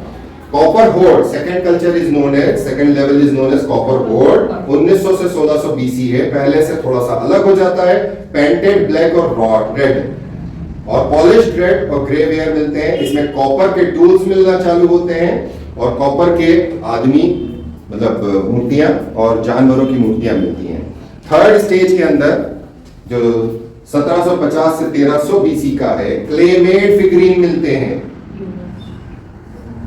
और क्ले हाउस मिलते हैं, जले हुए क्ले हाउसेस मिलते हैं। कौन था वहां आतंकवादी जिसने इसको आके जलाया? गोरे आए थे, मुगल आए, BC जला दिया जिसने जलाया। ज्योमेट्रिक पैटर्न्स हैं, डियर, डॉग, बुल की पेंटिंग्स हैं। और यहाँ पर हमको मिलता है चावल और गेहूं जला हुआ एविडेंस। तो ये खाने का भी बता देता है, इस समय पे ये लोग धान और गेहूं खाते थे। और साथ ही साथ में इस टाइम पे वर्शिप ऑफ मदर गॉडेस पता चलती है, साथ ही साथ में वर्शिप ऑफ फायर भी पता चलती है। ये टाइम पीरियड हो गया। 4th से 6th सेंचुरी अगला 5वां स्टेज है, जो 2nd सेंचुरी BC तक आता है। इसमें आयरन, कॉपर और आइवरी फिगराइंस मिलने लगती हैं। हाथी दांत के ऊपर काम कर रहे हैं मदर गॉडेस। स्टोन की बीड्स हैं, क्ले फिगरिंग्स हैं। 5वीं स्टेज में सुंग और कुषाण पीरियड है, जिसके अंदर सिक्के मिलते हैं ढले हुए। अब आप जब खुदाई कर रहे हो तो ये बता रहा है कि इस स्थान के ऊपर लोग लगातार रहा करते थे। और साथ ही साथ में मिंटेड कॉइन्स है, जिसमें एक तरफ स्वास्तिक है, एक पहिया है और एक ह्यूमन फिगर, पहिया या human figure on the other side है। छठा वाला जो मतलब 7वां स्टेज है, 6th स्टेज, ये कहते हैं गुप्तन या पोस्ट गुप्तन हाउसेस मेड ऑफ ब्रिक्स मिलते हैं, स्टोन्स मिलते हैं और गुप्तन स्टाइल बुद्धा स्टैचू मिलता है और एक आटा पीसने की चक्की मिलती है। मॉडर्न वाली नहीं, पुरानी वाली खट्टी, हाँ खट्टी। तुम्हारे चक्की बोलते हैं, भट्टी बोलते हैं, समझ गए? फिर 7th से 10वीं स्टेज में परमार काल, मुस्लिम काल, मराठा काल और ब्रिटिश एरा। सो ये कैसे पता चला? ऐसे पता चला। सबसे ऊपर की लेयर रिसेंट हिस्ट्री, फिर खोदा 100 साल, फिर खोदा 1000 साल, फिर खोदा 2000 साल, ऐसे खोदते चले जाओगे तो अलग अलग लेयर जो है, इसको खुदाई करने में समय लगता है। थोड़ा खोदते हैं, फिर कुछ मिलता है, फिर वो स्ट्राटा देखते हैं, किस स्ट्राटा में क्या, उसकी ड्राइंग डिजाइन सब बनती है कि कहां पर क्या था, फिर कार्बन डेटिंग से टाइम पीरियड पता चलता है। अगला ये कलस्पा और जून एरवास, कलस्पा और जून एरवास 1000 बीसी के आसपास का टाइम पीरियड है, उज्जैन में आता है, चालकोलिथिक का हिस्सा है। अगला उज्जैन का डांगमाला विक्रम यूनिवर्सिटी ने खुदाई करी थी, एमपी आर्कियोलॉजी ने 77 से 80 तक और 82 से 83 तक 2000 बीसी का डिटेल हमें यहाँ पता चलता है। और कंटिन्यूअस टाइम पीरियड मिलता है चालकोलिथिक से परमार एरा तक, यानी गुप्तन पीरियड तक। प्लेन पेंटेड पॉटरी मिलती है, बेग क्ले आइडल ऑफ वृषभ देव, सबसे इंपॉर्टेंट चीज। टेराकोटा बुल फिगरीन मिलती है, बाकी तो सब चीजें खाने पीने की वो मिलती है। यहाँ पे यज्ञशाला 2 कुंड वाली मिलती है, एक स्क्वायर और एक रेक्टेंगुलर। हवन मटेरियल मिलता है, ब्राह्मी सील मिलती है, ठीक है। और यहाँ पर 2 बार जला दिया गया, इसके भी अवशेष मिलते हैं। आप खुदाई कर रहे हो तो पता चले ये पूरा इलाका जला हुआ था, तो जलाता कौन था? दुश्मन ने जला दिया, फिर आगे बढ़ गए। दुश्मन कौन था? सवाल ये है, दुश्मन कौन था? अगली सबसे इंपॉर्टेंट साइट आती है इंद्रगढ़, मंदसौर, 58-59, 8 से 12 सेंचुरी के बीच में प्रोफेसर कृष्ण दत्त वाजपेयी जी ने खोज करी थी। डेटा लिखते चलना, क्योंकि ये अभी ही मैं इसको हटा दूंगा, ये रहेगी नहीं वीडियो, क्योंकि ये डेटा मेरा बहुत इंपॉर्टेंट है और यही डेटा के ऊपर हम लोग जीतते हैं। जो डेटा हमारे पास होता है वो डेटा सबके पास नहीं होता। तो लाइव के अंदर रहेगी, उसके बाद ये सीधी चली जाएगी मेंबर्स ओनली के पास, क्योंकि आप लाइक नहीं कर रहे, लाइक नहीं, ठेंगा नहीं। इंद्रगढ़ मंदसौर 4 स्टेजेस के अंदर है। सबसे पुरानी है 2000 से 700 बीसी तक। इसमें माइक्रोलिथ मिलते हैं, stone technology. Microlith is associated with a फाइनर version, बहुत फाइन टूल्स मिलना चालू होते हैं। ओके, कॉपर एक्स रिमेन भी मिलता है और सिटी की वॉल रिमेन्स मिलती है, यानी पुराने समय का जो शहर था उसकी वॉल, यानी प्रोटेक्शन बताता है। इसमें यूज ऑफ आयरन मिलता है। सेकंड स्टेज के अंदर एक सेमी सर्कुलर लेड का पीस मिला है जो 2.97 केजीज का है, लगभग 3 किलो का है। और उसके अंदर ब्राह्मी और पाली से लिखा है राज्ञो इद गुतुस। अब उसका मतलब क्या होता है we don't know. Stone clay idols मिलते हैं। उसके बाद में स्टू बी जो है उसमें सिंपल रेड और ब्लैक पेंटेड पॉटरी मिलती है। जनरली 1st-2nd सेंचुरी बीसी को है, थोड़ा सा कॉपर है और सिल्वर है। इसके अंदर 1st सेंचुरी एडी से 6th सेंचुरी एडी के रेड पॉलिश्ड वेयर मिलते हैं अलग अलग। तो जो क्ले पॉटरी है वो खास तौर पर है। अब बहुत सारे कॉइन्स मिलते हैं, उसमें शत्रप कॉइन्स हैं, नागा कॉइन्स हैं, गुप्तन कॉइन्स हैं, इंडो सैसनिड कॉइन्स हैं, हुन तोरामणा का कॉइन यहां से मिलता है, ये सबसे इंपॉर्टेंट है। सो मंदसौर क्या बता रहा है कि विदेशी लोगों का सबसे बड़ा आना जाना और इंटरेक्शन इस इलाके से था। Clay moulding coins of western Kshatrapas, किस तरह से मोल्ड बनाया आपने और उससे सिक्के कैसे ढालते? तो वेस्टर्न क्षत्रपी जो प्राइम सी उज्जैन हुआ करती थी, रुद्रदमन जिसका एक क्षत्रप हुआ है, उसका सिक्के ढालने का टूल मिल गया कि तुम सिक्के कैसे ढालते थे। और एक क्ले सील मिली है गुप्तन पीरियड से जिसपे लिखा है महादंडा सिंह नंदी, ठीक है। फिर बाद में फिर से एक सिटी वॉल रिमेन मिलती है। उसके बाद 8वीं से 12वीं सेंचुरी एडी के अंदर राजपूत एरा एडिक्ट मिलता है राष्ट्रकूटा क्षत्रप नन्नप्पा का। राष्ट्रकूटा क्षत्रप राष्ट्रकूटा साउथ के, तो उससे पता चलता है कि आप यहाँ पे राज करते थे। एक शिव टेम्पल के बारे में बात करते हैं, और शिव टेम्पल जो फिर बाद में खुदाई करी इसको देखकर, वो शिव टेम्पल जब मिला तो उसके फिर अलग अलग लेवल्स मिले, खुदाई करने पे मिल रहे हैं, वो नीचे दब चुका है मिट्टियों में। फर्स्ट स्टेज के अंदर जब आप खुदाई करते हो तो आपको नंदी, भैरव, पार्वती, विष्णु, लक्ष्मी, वराह की मूर्तियां मिलती हैं, छोटी छोटी फिगराइंस। सेकेंड स्टेज के अंदर ग्लास और क्ले बीड्स मिलते हैं, ग्रेन मिलता है, आइवरी बैंगल्स मिलते हैं। और थर्ड स्टेज में एक 3 स्टोरी हाउस मिलता है, हाउस होल्ड आर्टिकल्स मिलते हैं और 3 स्केलेटन्स मिलते हैं। अगला है दशपुर। दशपुर इज मंदसौर, यहाँ पे राजा यशोवर्मन के रूइंस डिस्कवर किए गए थे along with the Shiv temple and the Surya temple. अकुरा भी मंदसौर में है, वो ब्रॉन्ज एज से गुप्तन पीरियड तक आता है। और फिर मंदसौर में एक और साइट आती है आवरा, आवरा मंदसौर, ये चंद्रवासा के पास में है। Doctor HB. त्रिवेदी ने इसकी खुदाई करवाई थी। चालकोलिथिक से गुप्तन पीरियड तक है। चालकोलिथिक से चालकोलिथिक कहां 4-5 हजार बीसी, 3000 बीसी, यानी अभी से 5000। गुप्तन कहां 6th सेंचुरी, 7th सेंचुरी। तो इतना लंबा टाइम पीरियड है। इसको 6 स्टेजेस में डिवाइड किया है। फर्स्ट में चंबल वैली के अंदर पैलियोलिथिक टूल्स मिलते हैं। सबसे पहले टूल्स हैं जो चंबल वैली के यहां मिल रहे हैं, पैलियोलिथिक, सबसे पुराने पैलियोलिथिक टूल्स ये वाले। उसके बाद में हमें मिलता है 1500 से 500 बीसी का प्लिंथ मिलता है, यानी नींव मिलती है घरों की। और फिर खानों के सामान मिलते हैं, जैसे मच्छी की क्या हड्डी होती, कांटे होते हैं, मच्छी के कांटे। Microlith tools, copper x, painted black on red, यानी लाल रंग की पॉटरी है, उस पर काले रंग से पुताई करी हुई, पेंट किया हुआ है। ग्रे वेयर अलग अलग कलर के, और नावदा टोली और नागदा कल्चर से मिलता हुआ। इससे क्या पता चलता है, उस समय पे नावदा टोली और नागदा कल्चर इनके साथ जुड़ा हुआ था, जुड़ाव था। थर्ड टाइम पर, थर्ड स्टेज में 500 से 100 बीसी तक आते हैं। हाउसेस के जले हुए अवशेष मिलते हैं। जो घर थे वो बांस के बने होते थे, लकड़ के बने होते थे, मिट्टी के बने होते थे, और छत के ऊपर क्ले टाइल्स लगे होते थे। अब जला दिए, अवशेष वगैरह दब गए, उसके ऊपर मिट्टी दब गई, हम खुद के निकालते हैं और फिर उसे अवशेष को देख के बताते हैं कि ऐसा था। तो आप मेंटल इमेजिन कर सकते हो उस समय वहां कैसा था। देन आयरन नेल्स का इस्तेमाल करते थे लकड़ी को ठोकने में। कैसे पता चला, जली हुई लकड़ी है, अवशेष मिल गया, उसमें कील पता चल गई। लकड़ी के अंदर कील भी नहीं रहनी है, रस्ट से खत्म हो जाती है, लेकिन उसके एविडेंस दिखते हैं, उसका शेप दिखता है। अलॉन्ग विद आयरन इंप्लीमेंट्स इसमें एरो हेड मिले हैं, लांस हेड मिला है, नेल्स, सिकल, चिजल, सिकल यानी हसिया, चिजल यानी छेनी, hanging lamps,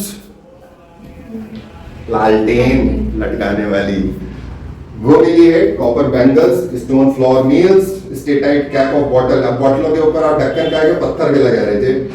semi precious stone के बीड्स मिलते हैं, आइवरी रीड्स मिलती है, मौर्यन ब्राह्मी में लिखा हुआ मिलता है, कैंप और क्ले रीड्स के ऊपर मिलता है। इससे अजम्पशन निकाला, जो यहाँ पे लिखा हुआ मिलता है कि इसको पुराने समय में अपरा कहते थे। जो आवरा है पुराने समय में इसको अपरा कहते थे। यहाँ पंच्ड और मिंटेड कॉइन्स भी मिले हैं। चौथी स्टेज जो ऊपर आ जाते हैं वो 100 बीसी से 300 एडी की है। यहाँ कॉपर और आयरन का इस्तेमाल बहुत सारा था। आइवरी बैंगल्स मिलती हैं, ऑर्नामेंट्स मिलते हैं, क्ले बैंगल्स भी हैं, इयररिंग्स भी हैं, क्ले बॉल है, और बहुत सारी दूसरी चीजें मिली हैं। उज्जैन स्टाइल मिंटेड और शत्रप कॉइन सबसे ज्यादा मिलते हैं। यहाँ पर एक गॉडेस मिली है क्ले पीस के ऊपर, जो लोटस पर बैठी हुई है। कौन बैठता है लोटस में? सरस्वती माता कौन सा कलर का लोटस है? तो तेरे मिट्टी में रंग भी निकाल के दूं मैं।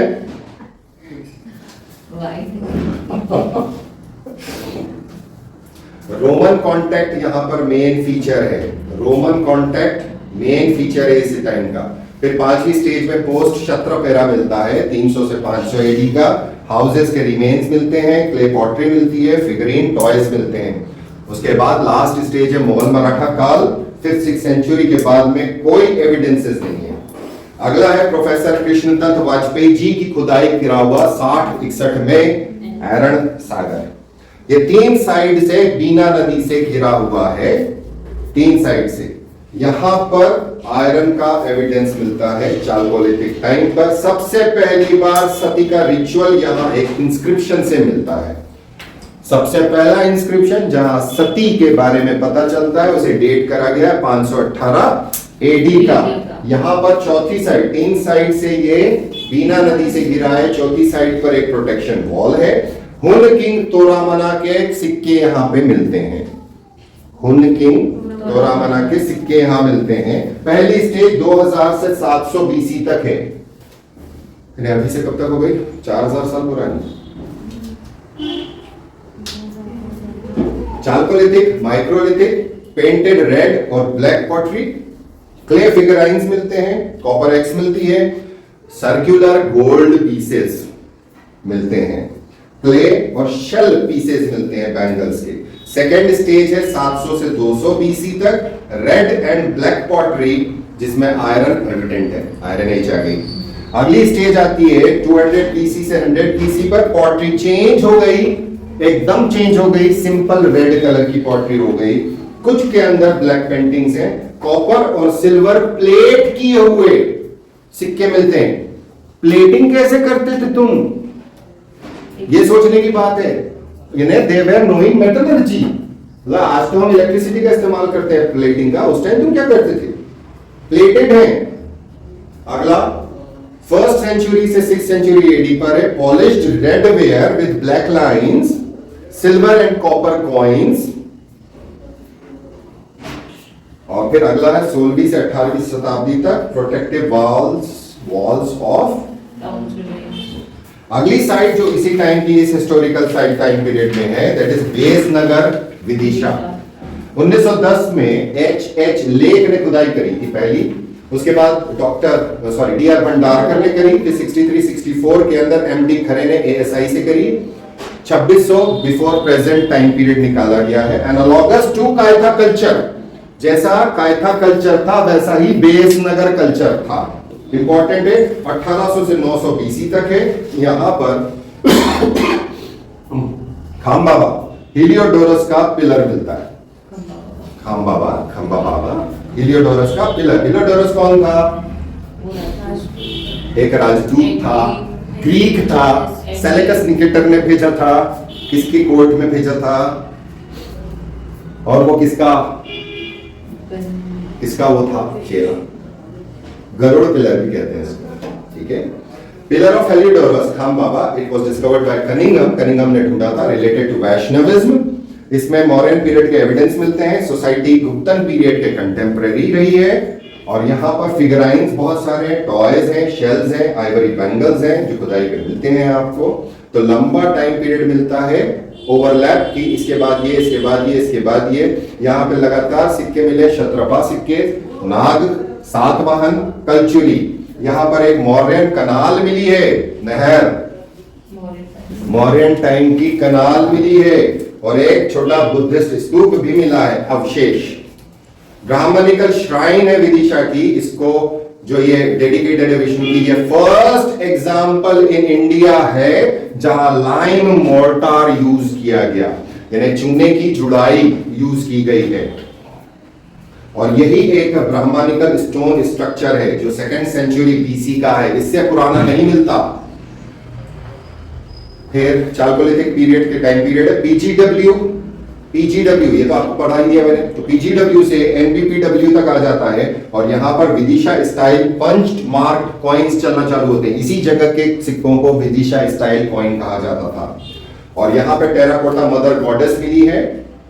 और फिर सुंगा सातवाहन से नागा, कुषाणा से क्षत्रप, गुप्तन पीरियड से हिस्टोरिकल पीरियड तक कंटिन्यूअस लेवल्स में ऑक्यूपेशन रहा है। लगातार लोग आते रहे, आक्रमण करते रहे, बदलता रहा, and so on and so on and so on. Phone काट दीजिए। उज्जैन चले, महाशिवरात्रि, अरे वहां पे देखो जान निकल जाती, जैसे बोलो क्या भीड़ होती है। सर भीड़ तो भीड़, वो जो 2 किलोमीटर मंदिर के परिसर में घूमना और अंदर,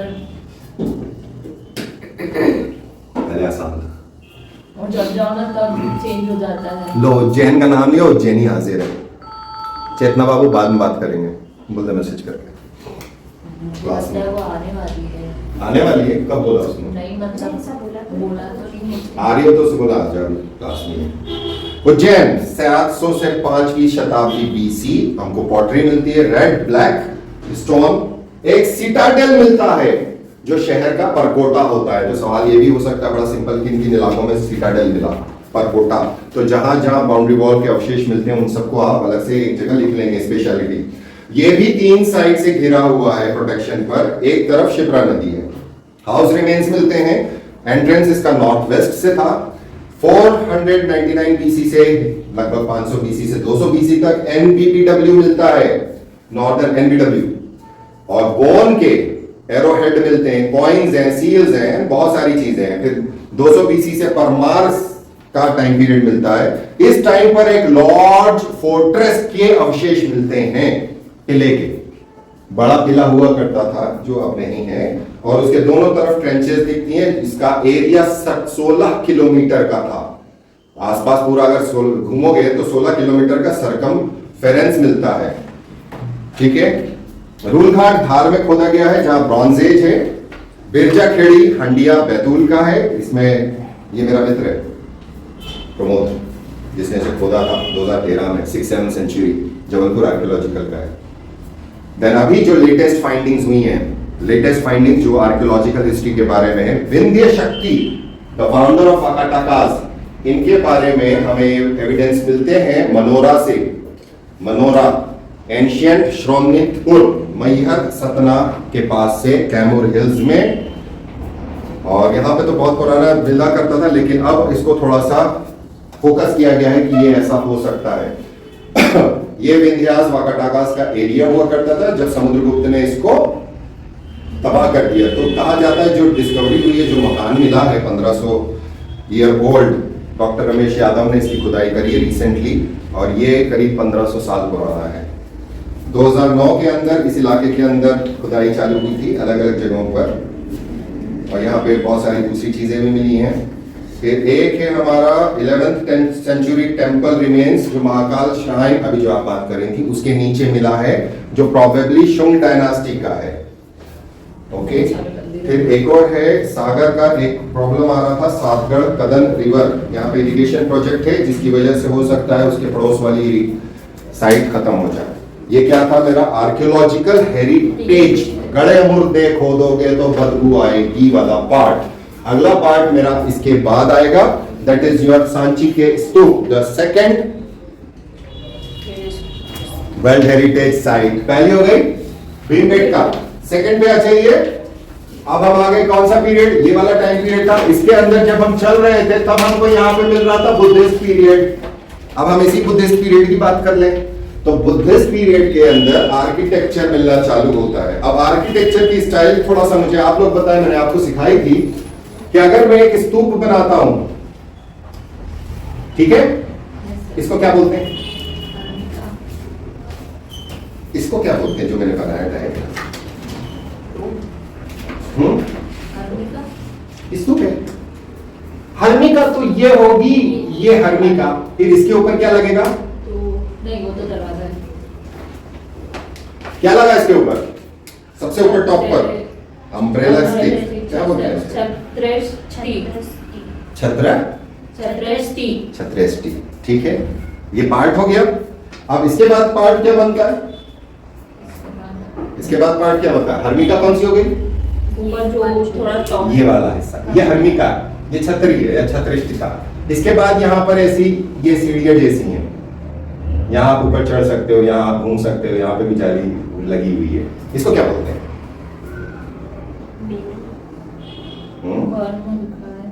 स्पेलिंग BERN, इंग्लिश में बर।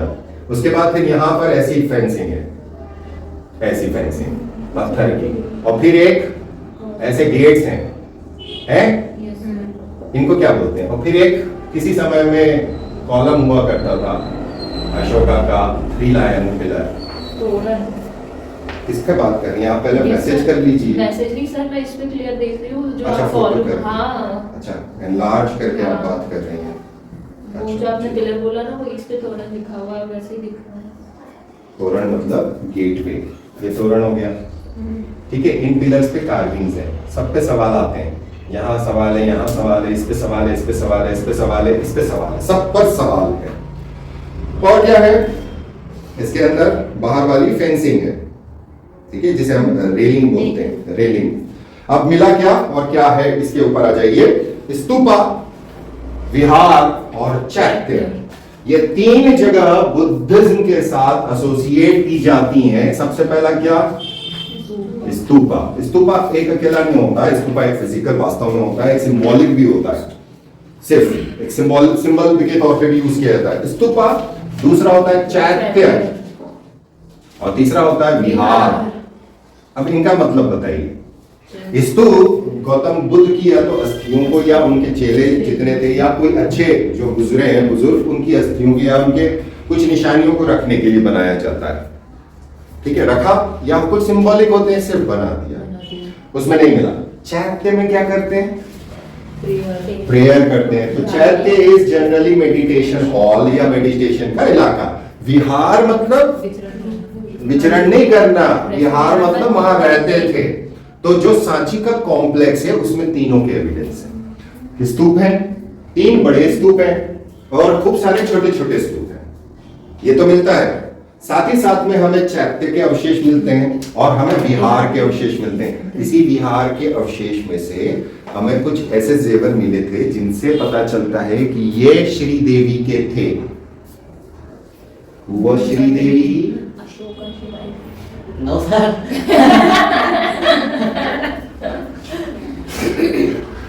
श्री देवी भी चली गई ना, शांत हो गई ना, बाहर मरी थी ना। यस होटल दुबई में। उसके ऊपर कुछ विवाद हुआ था, मतलब मर्डर है कि वो नॉर्मल डेथ है? नॉर्मल कन्या बहुत मालूम है। चलो ठीक है, तो स्तूपा क्या होता है?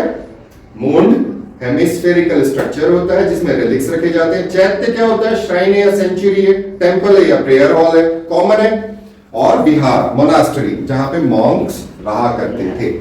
अब सांची स्तूप जिसे वर्ल्ड की यूनेस्को हेरिटेज बोला है, दिस इज ओल्डेस्ट और most ancient marble available in Indian सब कॉन्टिनेंट।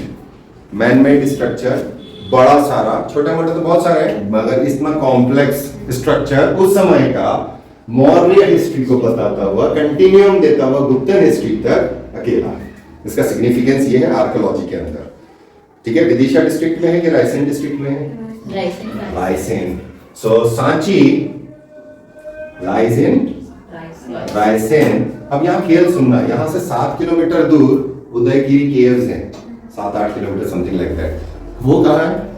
ये बाउंड्री पर है, ये रायसेन और विदिशा की बाउंड्री के ऊपर है। पुराने समय में इसको अलग अलग नामों से बुलाया जाता था, जैसे काकन्या, काकानावा, काकानादापोट्टा, काकानादापोट्टा और बोध सेरी पर्वत, बोध सेरी पर्वत। Stupa, monolithic pillar of Ashoka, temples, monastery और स्कल्पचरल वेल्थ, आर्टिस्टिक वैल्यू की यहाँ पे बहुत कुछ है। और ये काफी समय तक जंगल से घिरा हुआ था, तो फिर इसको खोज के निकाला गया।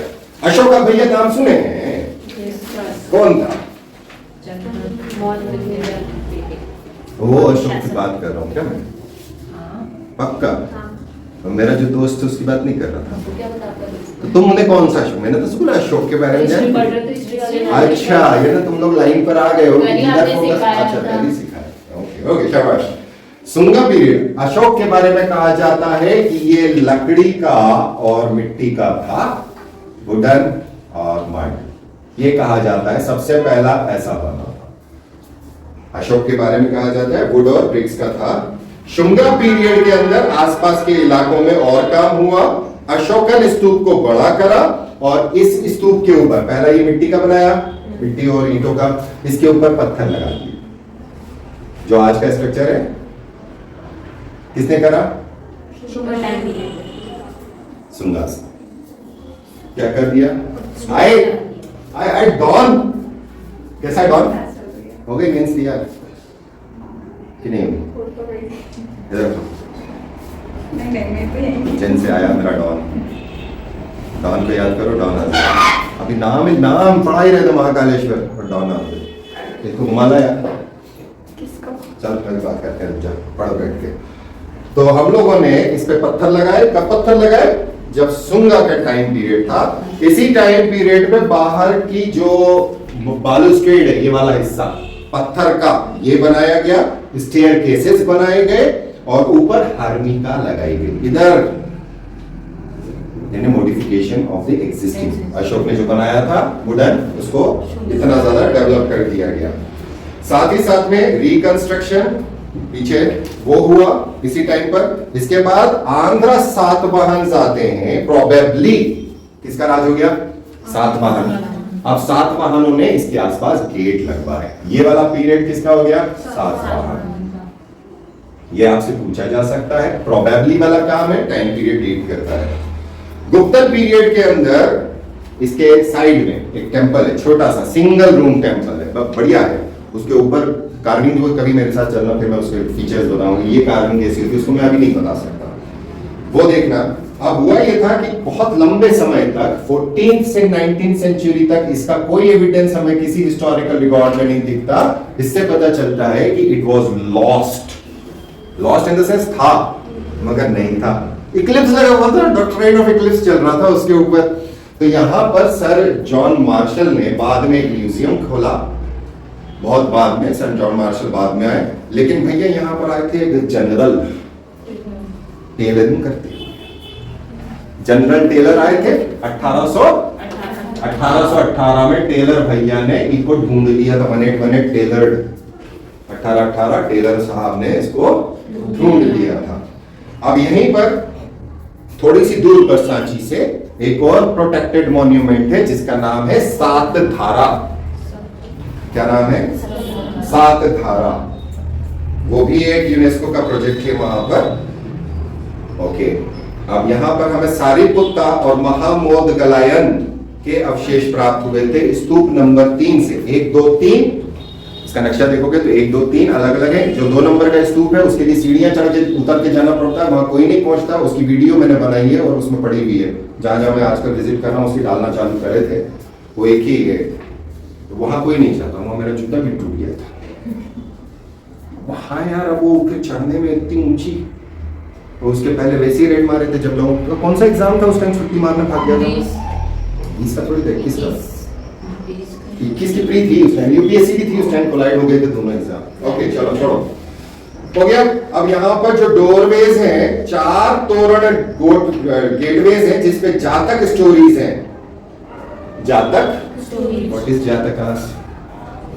इसको हम बोधिसत्व में पढ़ेंगे, जातक स्टोरीज। और इसी के साथ अशोका के एडिक्ट्स हमें मिलते हैं। यहाँ पर हमें अशोका का पिलर मिलता है, ये टूटा हुआ है और लेटा हुआ है। यहीं पर मैंने ये भी बताया एक वीडियो के अंदर छोटी सी कि अशोकन जो क्या बोलते हैं उसको, त्रिमूर्ति है, 4 शेर हैं वो, और गुप्तन दोनों का अंतर क्या है उसकी भी वीडियो बनाई है मैंने, कि गुप्तन ने भी वो 3 शेर वाली मूर्ति या 4 शेर वाली मूर्ति, कैपिटल जिसे बोलते हैं, सबसे ऊपर जो लगता है ये कैपिटल पार्ट होता है, तो गुप्तन पीरियड का भी है और मौर्यन भी है, और दोनों सांची में। वो मासिव है यार, इस मासिव आसपास पूरा प्रोटेक्शन लगा के रख रखा है इसको। अच्छा था वो, हालांकि सिर्फ सब लोग थके हुए थे। म्यूजियम देखने में किसी की इच्छा नहीं होती, सिर्फ हमारे जैसे कीड़ों को होती है।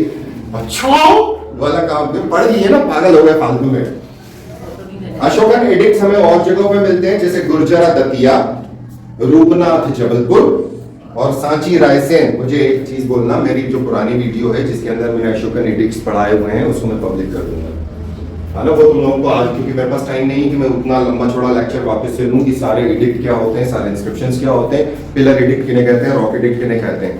तो 1-2 साल पुरानी वीडियो है, मुझे एक मैसेज डाल दो। सातधारा 9 किलोमीटर दूर है सांची स्तूप से। यहाँ पर भी स्तूप, चैत्य, रॉक शेल्टर है। मौर्यन और गुप्तन पीरियड को बिलोंग करता है सातधारा। और यहाँ रेलिक कास्केट्स मिले थे महामोदगलायन सारिपुत्ता के स्तूप नंबर 2 से, यहां से भी मिले हैं। देखिए अलग अलग जगह पे भेज दिए जाते थे। जैसे अशोका ने गौतम बुद्धा के जो रेलिक्स थे उनको बहुत सारी जगहों पे भेजा था, एक जगह पे पूरी बॉडी नहीं होती। उसके बारे में तो कहा जाता है उसने 88,000 80,000 समथिंग लाइक दैट स्तूप बनाए थे अशोका ने। तो उसका मतलब क्या है, रखा किसका, वो अलग खेल है।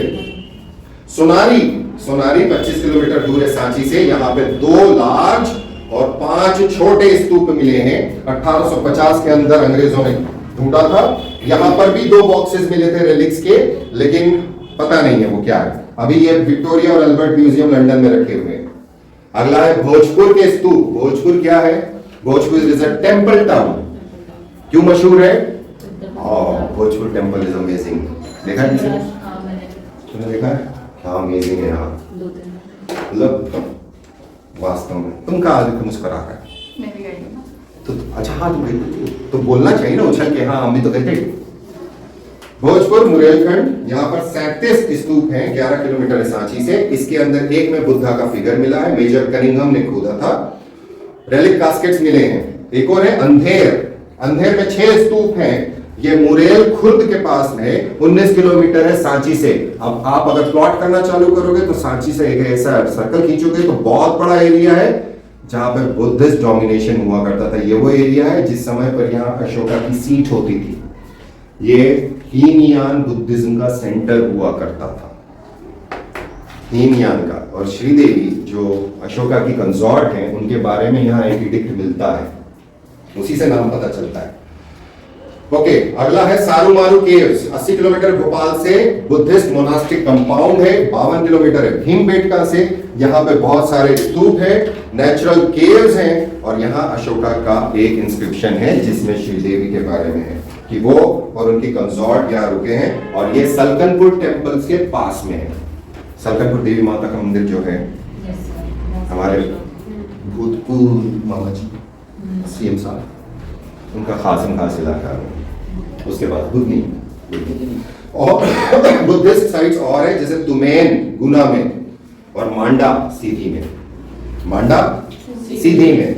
अब ये तो कौन सा एरिया हो गया मेरा, कहां मेन कंसंट्रेशन करा मैंने, स्तूप का सांची, एक यूनेस्को वर्ल्ड हेरिटेज साइट है। कोई सा भी क्वेश्चन आ सकता है, किसने खोजा, कहां खोजा, उसके आर्किटेक्चर पे कोई सा भी क्वेश्चन आता, पूरा मैंने नहीं कराया है, थोड़ा सा डिटेल्स बाकी हैं। कसरावत आ जाइए, कसरावत है, देखो खरगोनी कैसे बोलते हैं इधर से। 1936 में डिस्कवर किया था नर्मदा नदी के किनारे। यहाँ पर 10 बर्न्ड ब्रिक स्तूप हैं, यानी पकी हुई ईंटों से बने हुए स्तूप हैं। हाउसेस के एविडेंस मिले हैं, रोड्स मिली है, और बहुत अच्छा ड्रेनेज सिस्टम मिला है। सिल्वर कॉपर के पंच मार्क कॉइन्स भी मिलते हैं। पीजीडब्ल्यू कल्चर है, पेंटेड रेड वेयर का है। भूल गए सर, हमने रिवाइज नहीं किया ना, अगली बार पूछ लीजिएगा। आज आपने टॉक दिया है तो हम कल टॉक खुद होकर आ जाएंगे ना। पीजीडब्ल्यू ब्राह्मी स्क्रिप्ट, कॉच के शेल्स, और यहाँ पर अर्न्स के अंदर बोन्स का प्रिजर्वेशन मिला है। कसरावत अगेन खरगोन, इकपल्डी के पास में इस इलाके में एक कल्चर मिला है जो बुद्धिस्ट एज या आयरन एज को डिनोट करता है। तो खरगोन के अंदर नर्मदा नदी के किनारे भी डेवलपमेंट था, कारण रास्ता है जिधर से आप साउथ तरफ जा सकते हो। अब वहां से आप जब आगे जाओगे तो अभी केव्स पढ़ा रहा था मैं आपको, केव्स के बारे में बात कर रहा था, तो मैंने एक केव के बारे में बात करी थी कि 2-3-4 साल पहले आज ही के दिन में उस केव में था बाग केव्स, वो बुद्धिस्ट केव्स। फिर महाराष्ट्र का जो वेस्टर्न घाट वाला पूरा रास्ता है, उस पूरे रास्ते के ऊपर केव्स हैं, बुद्धिस्ट केव्स। वो डेवलप इस तरह से हुआ है। तो बुद्धिस्ट स्तूप मिलते हैं यहाँ पे 11, 10 जो हैं वो बेक्ड क्ले से मिले हैं, पॉलिश्ड रेड, ब्लैक और येलो पॉटरी है। कुछ के अंदर ब्राह्मी स्क्रिप्ट लिखी है, यानी ये हिस्टोरिकल पीरियड चालू हो चुका है। ट्रायंगुलर ब्रिक्स मिलती हैं, स्पेशली गोल्ड ऑर्नामेंट्स हैं, पंच्ड सिल्वर कॉइन्स हैं, कॉपर कॉइन्स हैं। कॉपर के अंदर square, that is silver and copper moulded है, और अनस्क्राइब्ड कॉपर है। सर्कुलर एडिक्ट मिलता है 2nd सेंचुरी बीसी का, जो पढ़ने में पूरा नहीं है लेकिन प्राकृत में लिखा गया है। क्ले पॉट्स जिनके अंदर बोन्स हैं वो मिली हैं, आइवरी पीसेस मिले हैं, ग्लास बीड्स मिले हैं, शेल्स मिले हैं। खरगोन में ही एक और जगह है पित्तनगर, यहाँ पर भी बुद्धिस्ट टाइम पीरियड के एविडेंसेस हैं। तो Khargone became another point, that is south west Vidisha, फिर इधर साउथ वेस्ट। रोड कौन सा है, साउथ की तरफ जाने वाला, तो महाराष्ट्र कनेक्टिंग रोड है। देन ईस्ट के अंदर सतना और रीवा स्तूप मिलते हैं। देखिए सतना का स्तूप तो सब लोग पढ़ ही लेते हैं। भरहुत स्तूप है सतना का, 14 किलोमीटर सतना से है, 187 kilometre south west of Allahabad, या अभी क्या नाम हो गया, प्रयागराज। भरहुत के इंस्क्रिप्शन ने ये बोला है कि पुष्यपुत्र शुंगा ने लास्ट मौर्य को हटाया था, यानी उस टाइम पे जो इंस्क्रिप्शन लिखा गया है उस टाइम वो जिंदा थे। स्तूप था जो मौर्यों ने बनाया है। कनिंघम ने इसे 1873 में ढूंढा है। तो कनिंघम जिस रास्ते पे ढूंढते ढूंढते चल रहे थे, उनसे वहीं पर एक और स्तूप मिस हो गया था जिसको रिसेंटली ढूंढा गया था। उसे कहते हैं देवकोथार स्तूप। ये बरहुट रीवा में है। इसे डॉक्टर पी.के. मिश्रा ने 1982 में खोजा था। प्रयागराज रीवा हाईवे के ऊपर है और एंशिएंट दक्षिण पथ मेन रोड है। दक्षिण पथ और भी छोटी छोटी रोड्स होती थी यहाँ से यहाँ तक बीच वाली मेन रोड दक्षिण पथ वो है। पाटलिपुत्रा से प्रतिष्ठान तक नेशनल इंपॉर्टेंस घोषित किया 1988 में, एक्सकेवेशन 2000 तक चलते रहे। यहाँ पर 63 रॉक शेल्टर्स हैं प्री हिस्टोरिक पेंटिंग्स के, 4 ब्रिक स्तूपास हैं, 30 स्टोन स्तूपास हैं, मोनास्टिक कॉम्प्लेक्सेस हैं, वाटर चैनल सिस्टम है 2nd 3rd BC का, और यहाँ पर एविडेंस मिलता है मॉडर्न पिलर का, लेकिन पिलर कहीं नहीं है। और ये एविडेंस भी है कि इसको पूरे को जला के नष्ट किया गया था, ये नष्ट किया गया था। यहाँ पर रॉक शेल्टर्स के अंदर अलग अलग पेंटिंग्स हैं, जिसमें एक पर स्तूप और पेड़ की है, यूनिक कंसेंट्रिक रिंग्स बने हुए ब्रिक्स के, और बालूस्ट्रेड का एविडेंस मिला है। बालूस्ट्रेड ये बाहर का, इसका एविडेंस मिला है। ये फुल ब्लोन पीपल्स पार्टिसिपेशन को बताता है बनाने के अंदर ड्यूरिंग सुंगा पीरियड, एंड ये कहा जाता है कि Deur Kothar was the start of the stupa making earlier than Sanchi. और ये अपने पुराने अस्तित्व में अब नहीं है। क्लास अभी नहीं हुई है, तुमको बैठना पड़ेगा। तुम जल्दी में हो क्या? तुम फुर्सत में आई हो? उज्जैन से आई हो? खाना वाना खा के जाओगे? मीम्स लेके जाऊंगी। तो कहाँ रुकी? कौन सी दी? मीनू दी थी। और कहाँ जाओगे इधर? अच्छा यहाँ पे रुकी? तू कब से आ गई यहाँ पे? 1 हफ्ता हो गया। वहां खींच के बताओ तुम। अरे मैं कब से सोच रही हूँ आने का। 7 दिन हो गए आपको आए हुए, आपको मैं सजा मिलेगी बोर्ड साहब। चल हो गई तैयारी एजेंसी की? नहीं हाँ, हो तो गई है। तो दे रखी है पहले यार। फॉरेस्ट दे रही है? जून में। अच्छा 15 दिन तो हमने वैसे ही वो करवा दी। तुमको पहले ही आ जाना था। मैं फ्री बैठता हूँ शाम को, फिर करा देता मैं जितनी चीजें तेरी। नीचे रहता हूँ, पढ़ाई करता रहता हूँ, आजकल बहुत पढ़ रहा हूँ, जैसा पहले पढ़ता था तुम लोगों के समय पर। वैसे अभी भी पढ़ाई चल रही है, अभी थोड़ी ज़्यादा चल रही है क्योंकि पैटर्न फिर बदला ना 2 बार लगातार, तो उसके अंदर। चलो अगला कहाँ चले? सबसे पहला जो डिक्लेयर किया वो सबसे बाद में पढ़ा रहे हो मासा। खजुराहो सिनोनिमस है excellence. Khajuraho 3rd and final. यहाँ पर मैं सिर्फ डिक्टेट कराऊंगा, बोलूंगा नहीं। खजुराहो। इसके बाद भी एक सेशन है मेरा, तेरे को क्या मालूम है? पैर दुख रहे हैं, क्या बज रहा है? एक बजे। बस आज तो खींचेंगे, कल 2 दिन की छुट्टी है। कल नहीं, कायदे से तो आज भी छुट्टी होनी चाहिए थी। विमेंस डे तुम्हारा दिन। अरे अपनी क्लास की कब से छुट्टी होने लगी सर? अपनी क्लास की कब से होने लगी? होती है ना, पिछली बार हुई थी ना जब मुझे टाइफाइड हुआ था। टाइफाइड ने तोड़ दिया मुझे। कई बार ऐसा भी लगता है कि मेरे टाइफाइड ने तुम्हारे ऊपर से कंट्रोल हटा दिया। एग्जाम के जस्ट पहले हुआ था शायद। Yes I know. बड़ी हालत खराब हो गई थी। ओके ठीक है, होता रहता है। चलो आ जाओ। सो खजुराहो के अंदर बहुत सारे टेम्पल्स हैं, बहुत सारे टेम्पल्स हैं। सबसे पहली चीज, टेम्पल्स अभी एक मुद्दा है, बड़ा मुद्दा है, बार बार पूछा जाता है। तो मैं थोड़ा सा एक लाइनअप दे रहा हूँ कि किस तरह से क्या क्या होता है। तो सबसे पहले जो खजुराहो का कंदरिया महादेव है उसका आर्किटेक्चर देखें। ये इस तरह का आर्किटेक्चर है, छोटा सा। यहाँ पर ये ऐसा एम्बुलेटरी पाथ आएगा, फिर ये है, इसका भी एक एम्बुलेटरी पाथ है, फिर ये है, and then finally we have this part. ये स्ट्रक्चर है और एक प्लेटफॉर्म के ऊपर है। ऐसे सारे नहीं हैं, स्ट्रक्चर सबके अलग अलग हैं, इसको थोड़ा सा फाइनेस के साथ करना पड़ता है। तो यहाँ जो अलग अलग पार्ट है उनको अलग अलग बोला जाता है। जो सबसे पहले होता है टेंपल के सबसे ऊपर लगने वाला स्थान, ये कहलाता है कलश। उधर क्या कहलाता है? स्तूपा। स्तूपा में सबसे ऊपर हर्मिका नहीं है, छत्र है। ठीक है, यहाँ पर अब इसके ये वाला जो पार्ट है इसको कहते हैं अमालका। अब यही वाली चीज वहां क्या बोलते हैं? हर्मिका। ऐसे करोगे ना तो तुम्हें सब समझ में आएगा। फिर वहां पूरा स्तूप गोल है, ये है शिखर। क्या है? शिखर। टेंपल आर्किटेक्चर यही खत्म हो जाएगा मेरा। Main part. उसके बाद जो मेन, इसको बोलते हैं मेन, सबसे इंपॉर्टेंट चीज है गर्भगृह। जी कैसे लिखो? GRIH। गर्भगृह हिंदी में आसान होता है। ओके, इसके आसपास अगर इसको हम ऐसे देखें तो अगर ये गर्भगृह का लेआउट है तो इसके आसपास एक सर्कमएम्बुलेटरी पाथ होता है। वो सर्कमएम्बुलेटरी पाथ अंदर से दिखता है जिसके आप प्रदक्षिणा पथ, वो उसके आसपास बनता है, जहां आप उसके आसपास। देन उसके बाद क्या है हमारा सेकेंड वाला जो पार्ट आता है, एक और चीज है उरुश्रृंगा। जो इसको देखेंगे तो इसमें छोटे छोटे ऐसे शिखर दिखते हैं खूब सारे, इनको आधा बोलते हैं, मतलब क्या है स्पेलिंग है, मुझे चश्मा कहाँ है, उरुश्रृंगा। ठीक है, उसके बाद मेरे पास बीच वाला जो पार्ट आता है, ये वाला पार्ट, यहां पर इसको कहते हैं अंतराला, अंतराला।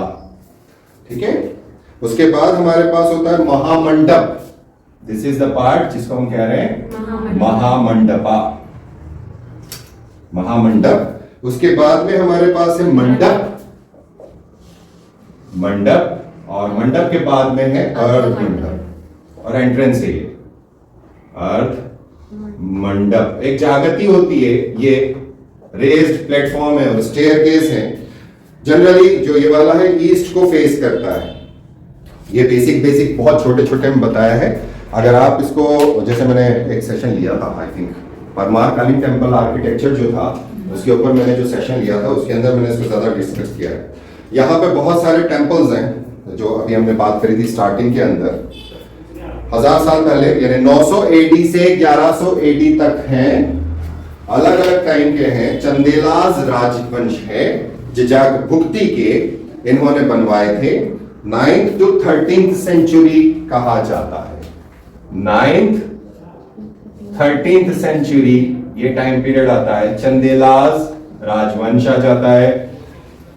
अलग अलग टेम्पल्स पे सवाल आ सकते हैं। लास्ट टाइम कौन सा सवाल आया, मतंगेश्वर, अगर नोट्स पढ़े थे तो बन गया होगा। अब इसको हम अलग अलग ग्रुप्स में, अच्छा बहुत बड़ा ग्रुप है, रॉक ग्रुप है, उसको हम अलग अलग हिस्सों में बांटते हैं। ईस्ट ग्रुप, वेस्ट ग्रुप और south group.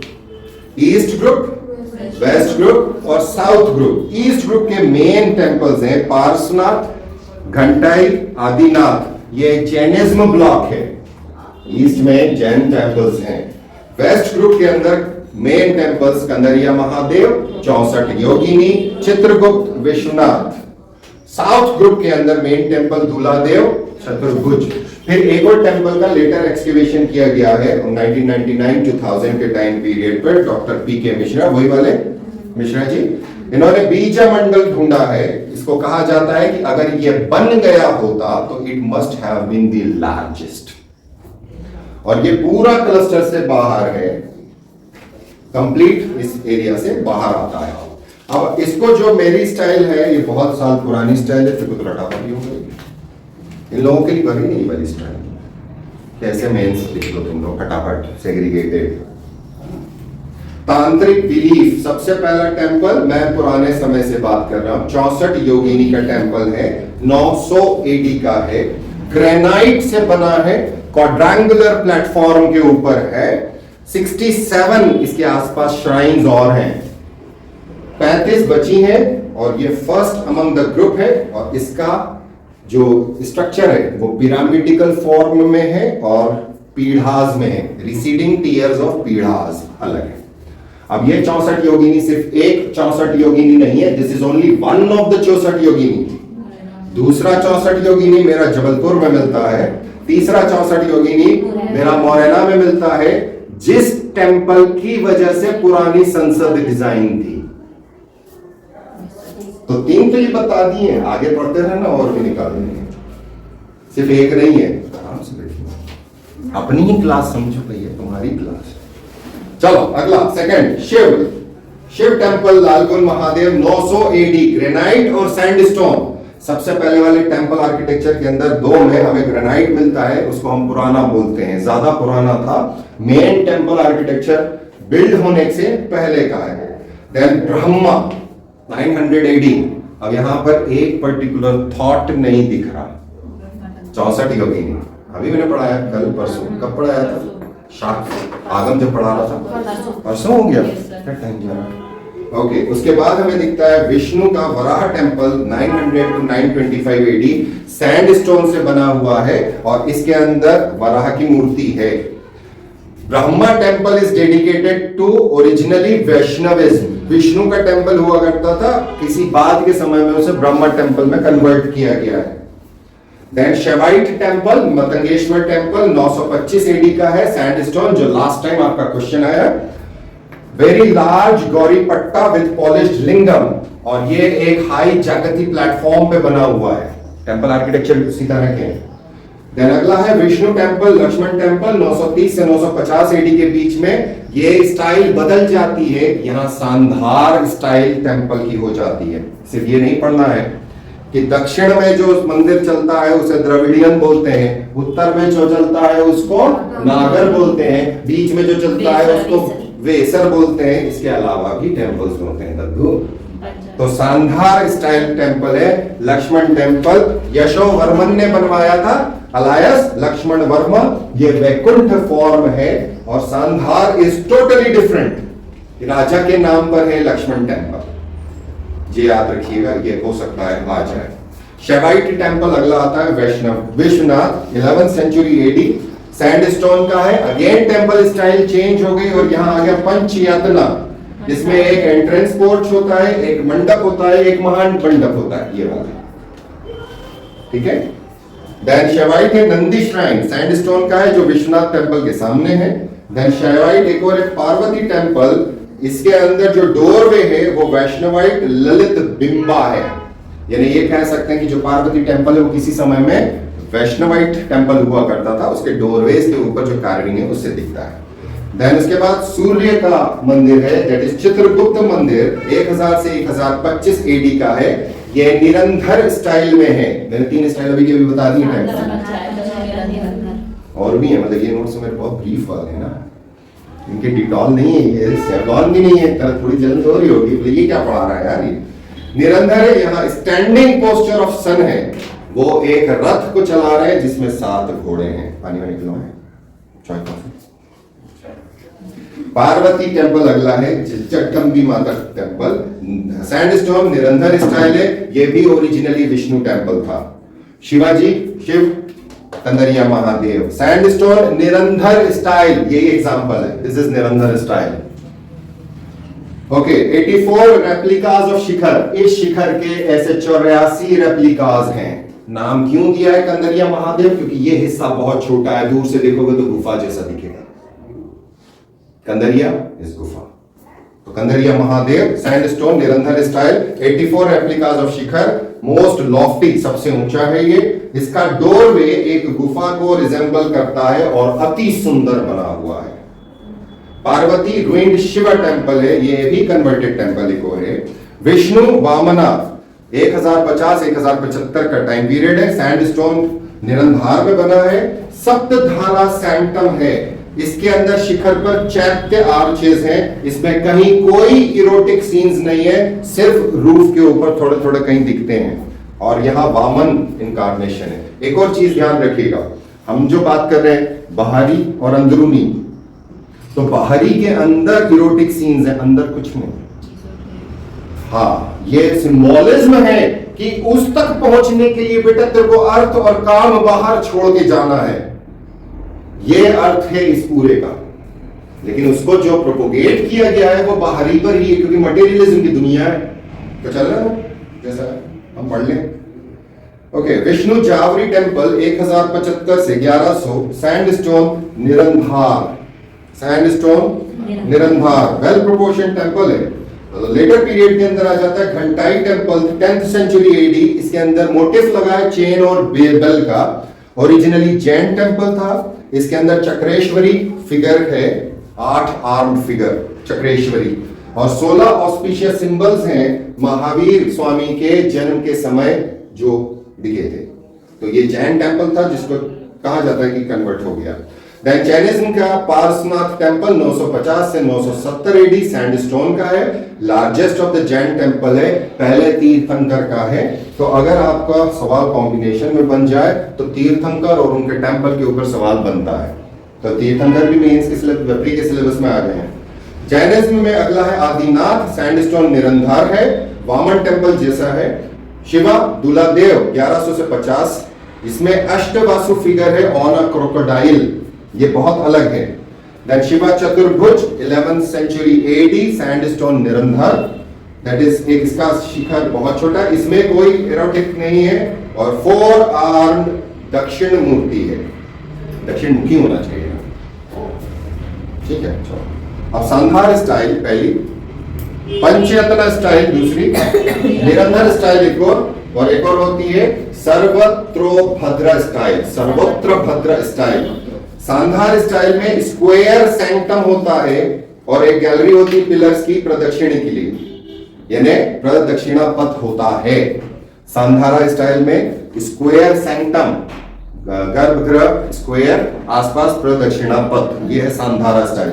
पंचायतना style main shrine 4 subsidiary shrines के साथ घिरी होगी।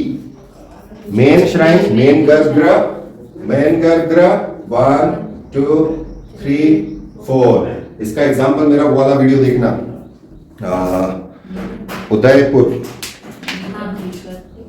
उदयपुर एमपी वाला नीलकंठेश्वर, अमेजिंग है यार। मैंने खजुराहो कभी नहीं गया, जाना है कभी, कुछ मैंने चाहा, फुर्सत मिली और इतनी फुर्सत मिली क्योंकि लंबा चौड़ा काफी है। यहाँ वैसा वाला नहीं होगा पिकनिक बना के आ गए, यहाँ तो वो वाला काम होगा कि सुबह कितने बजे खोल रही भैया, कितने बजे भगा रही भैया, क्योंकि इट्स टू मच। मतलब सिर्फ उसके अंदर मैं तो हमारी रनिंग में था, मैं घुस गया, मैंने सोचा नहीं था कि इतना अति सुंदर वाला, कोई नहीं आता वहाँ, कोई भीड़ नहीं, गाँव है और जैसी भीड़ दूसरी जगह में, लेकिन अमेजिंग है, इंटायरली डिफरेंट काइंड ऑफ, उसका ऑरा, उसका फील ही अलग है। उसके अंदर आज भी ऐसा लगता है कि इट्स गुड थिंग, मतलब आप जब किसी स्थान पे पहुंचते तो कभी अच्छा लगता है, कभी बुरा लगता है, वो वाली चीज आज भी फील होती है, इट्स गुड। तो पंचयातना वो वाला पार्ट है, मेन श्राइन, फिर 1 श्राइन 2 श्राइन 3 श्राइन 5 हो गए। ये बेसिकली पूजा के अंदर भी वो एक थाल बनता है, उसके अंदर 5 जगहों पे अलग अलग चीजें रखी जाती हैं, वो उन्हीं को डिनोट करने वाली चीजें होती है। फिर निरंधरा सिंपल होता है, उसके अंदर प्रदक्षिणा पथ नहीं होता, तो यानी ऑर्डर क्या है, ये हो गया, फिर ये हो गया, ये होता है 1 2 पंचायतना, ये हो गया, तो ऑर्डर ऐसा होना चाहिए। मैंने इसको ऊपर नीचे लिखा हुआ है, ठीक है चलेगा। और फिर है सर्वत्र भद्र स्टाइल, इसके अंदर 4 फंक्शनल डोर्स होते हैं, चारों तरफ से आप एंट्री कर सकते हो, प्रदक्षिणा पथ होता है, जनरली 12 पिलर होते हैं सैंक्टम सैंक्टोरम के आसपास। क्लियर हो गया यहां तक? ओके, अब ये हमारा वो वाला पार्ट है जहां पे मेरे मेजर टेंपल्स हैं, अभी खत्म नहीं हुआ है, तुम्हें मालूम है, तुम 8 घंटे वाली ज्योग्राफी में थी ना, ठीक, तो बताओ ना आके यहाँ पे ये बावला 8 घंटे भी पढ़ा देगा, 2 घंटे की क्लास तो हो गई मेरी, और वीडियो जाने वाली बैटरी फूकने वाली हो कभी भी। अरे 24% अभी हम खींच दे। चलो अगला लिखो, होली सिटीज, मध्य प्रदेश की होली सिटीज, तीर्थ नगरी। अब हमको जो करना है ना, मैं उसको जिस तरीके से बताऊं उस तरीके से करना तो आसान हो जाएगा, नहीं तो रटने बैठोगे तो बहुत सारे रटा जाओगे। सबसे पहले लिखो नर्मदा। नर्मदा नदी कहां से निकले भैया, लिख लो। पहला शहर अमरकंटक, दूसरा शहर पहुंचे मंडला, तीसरा बड़ा शहर पहुंचे जबलपुर, फिर आगे बढ़े नरसिंहपुर, फिर बढ़े आगे ओंकारेश्वर, मंडलेश्वर, महेश्वर। नर्मदा जी के ऊपर हो गए ये सारे होली प्लेसेस हो गए। तो आपसे ये भी सवाल पूछ सकते हैं, अभी जो प्रमोशन चल रहा है उस प्रमोशन को देखते हुए कितना आसान से ये नर्मदा जी पे हो गए। चंबल पर आइए तो जानापाव से आगे बढ़िए तो मंदसौर हो गया, चंबल में 2, जानापाव, मंदसौर। शिप्रा नदी पर आ जाइए उज्जैन, ताप्ती नदी बनाइए मुल्ताई, बैतूल, मंदाकिनी रिवर बनाइए चित्रकूट, केन नदी बनाइए पन्ना और दतिया भी है ना, केन थोड़ी जाती है, मानी जाती है, ओके। अब फिर शाक्त संप्रदाय यानी शक्तिपीठ, मैयर और सलकनपुर। अभी बात करी सलकनपुर की, कौन सी नदी की से अशोका का वहां पे मिला था अभी थोड़ी देर पहले बोले। और एक फाइनल लिखिएगा दतिया। इन सारी जगहों के ऊपर हमारे डिक्लेरेशन है होली सिटीज का। इसके अलावा और भी हो सकता है, ये पुराना डेटा है, अभी मेरे दिमाग में आया भी नहीं था कि मैं इसे अपडेट करूं, मैंने प्री प्रिंट कर दिया है, प्लीज चेक इट, ठीक है। करंट डेटा हो सकता है, कुछ एंशियंट टेम्पल्स जो बहुत महत्वपूर्ण हो जाते हैं उनकी एक छोटी सी लिस्ट दे रहा हूं। पिपरिया, पिपरिया 5वीं सेंचुरी का गुप्तन स्टाइल विष्णु टेम्पल है पिपरिया, ठीक है। त्रिपुरी, त्रिपुरी नर्मदा किनारे 1000 बीसी बोला जाता है। माइक्रोलिथ पेंटेड पॉटरी मिला है, लेकिन 3rd सेंचुरी बीसी मौर्यन है। त्रिपुरी जबलपुर। ग्यारसपुर, ग्यारसपुर ग्वालियर का एक ग्यारसपुर विदिशा में भी है। ग्यारसपुर हिंडोला गेट के पास है। यहां टेंपल रूइंस मिले हैं 1st to 10th century AD के, ठीक है। चटकारा छतरपुर, यहां पर एक लार्ज टेंपल मिला है बहुत पुराना। पवैया ग्वालियर, पुराना नाम है पद्मावती, जिसको मल्टी माधव, मल्टी माधव नहीं मालती माधव, मल्टी स्टोरी टेंपल है।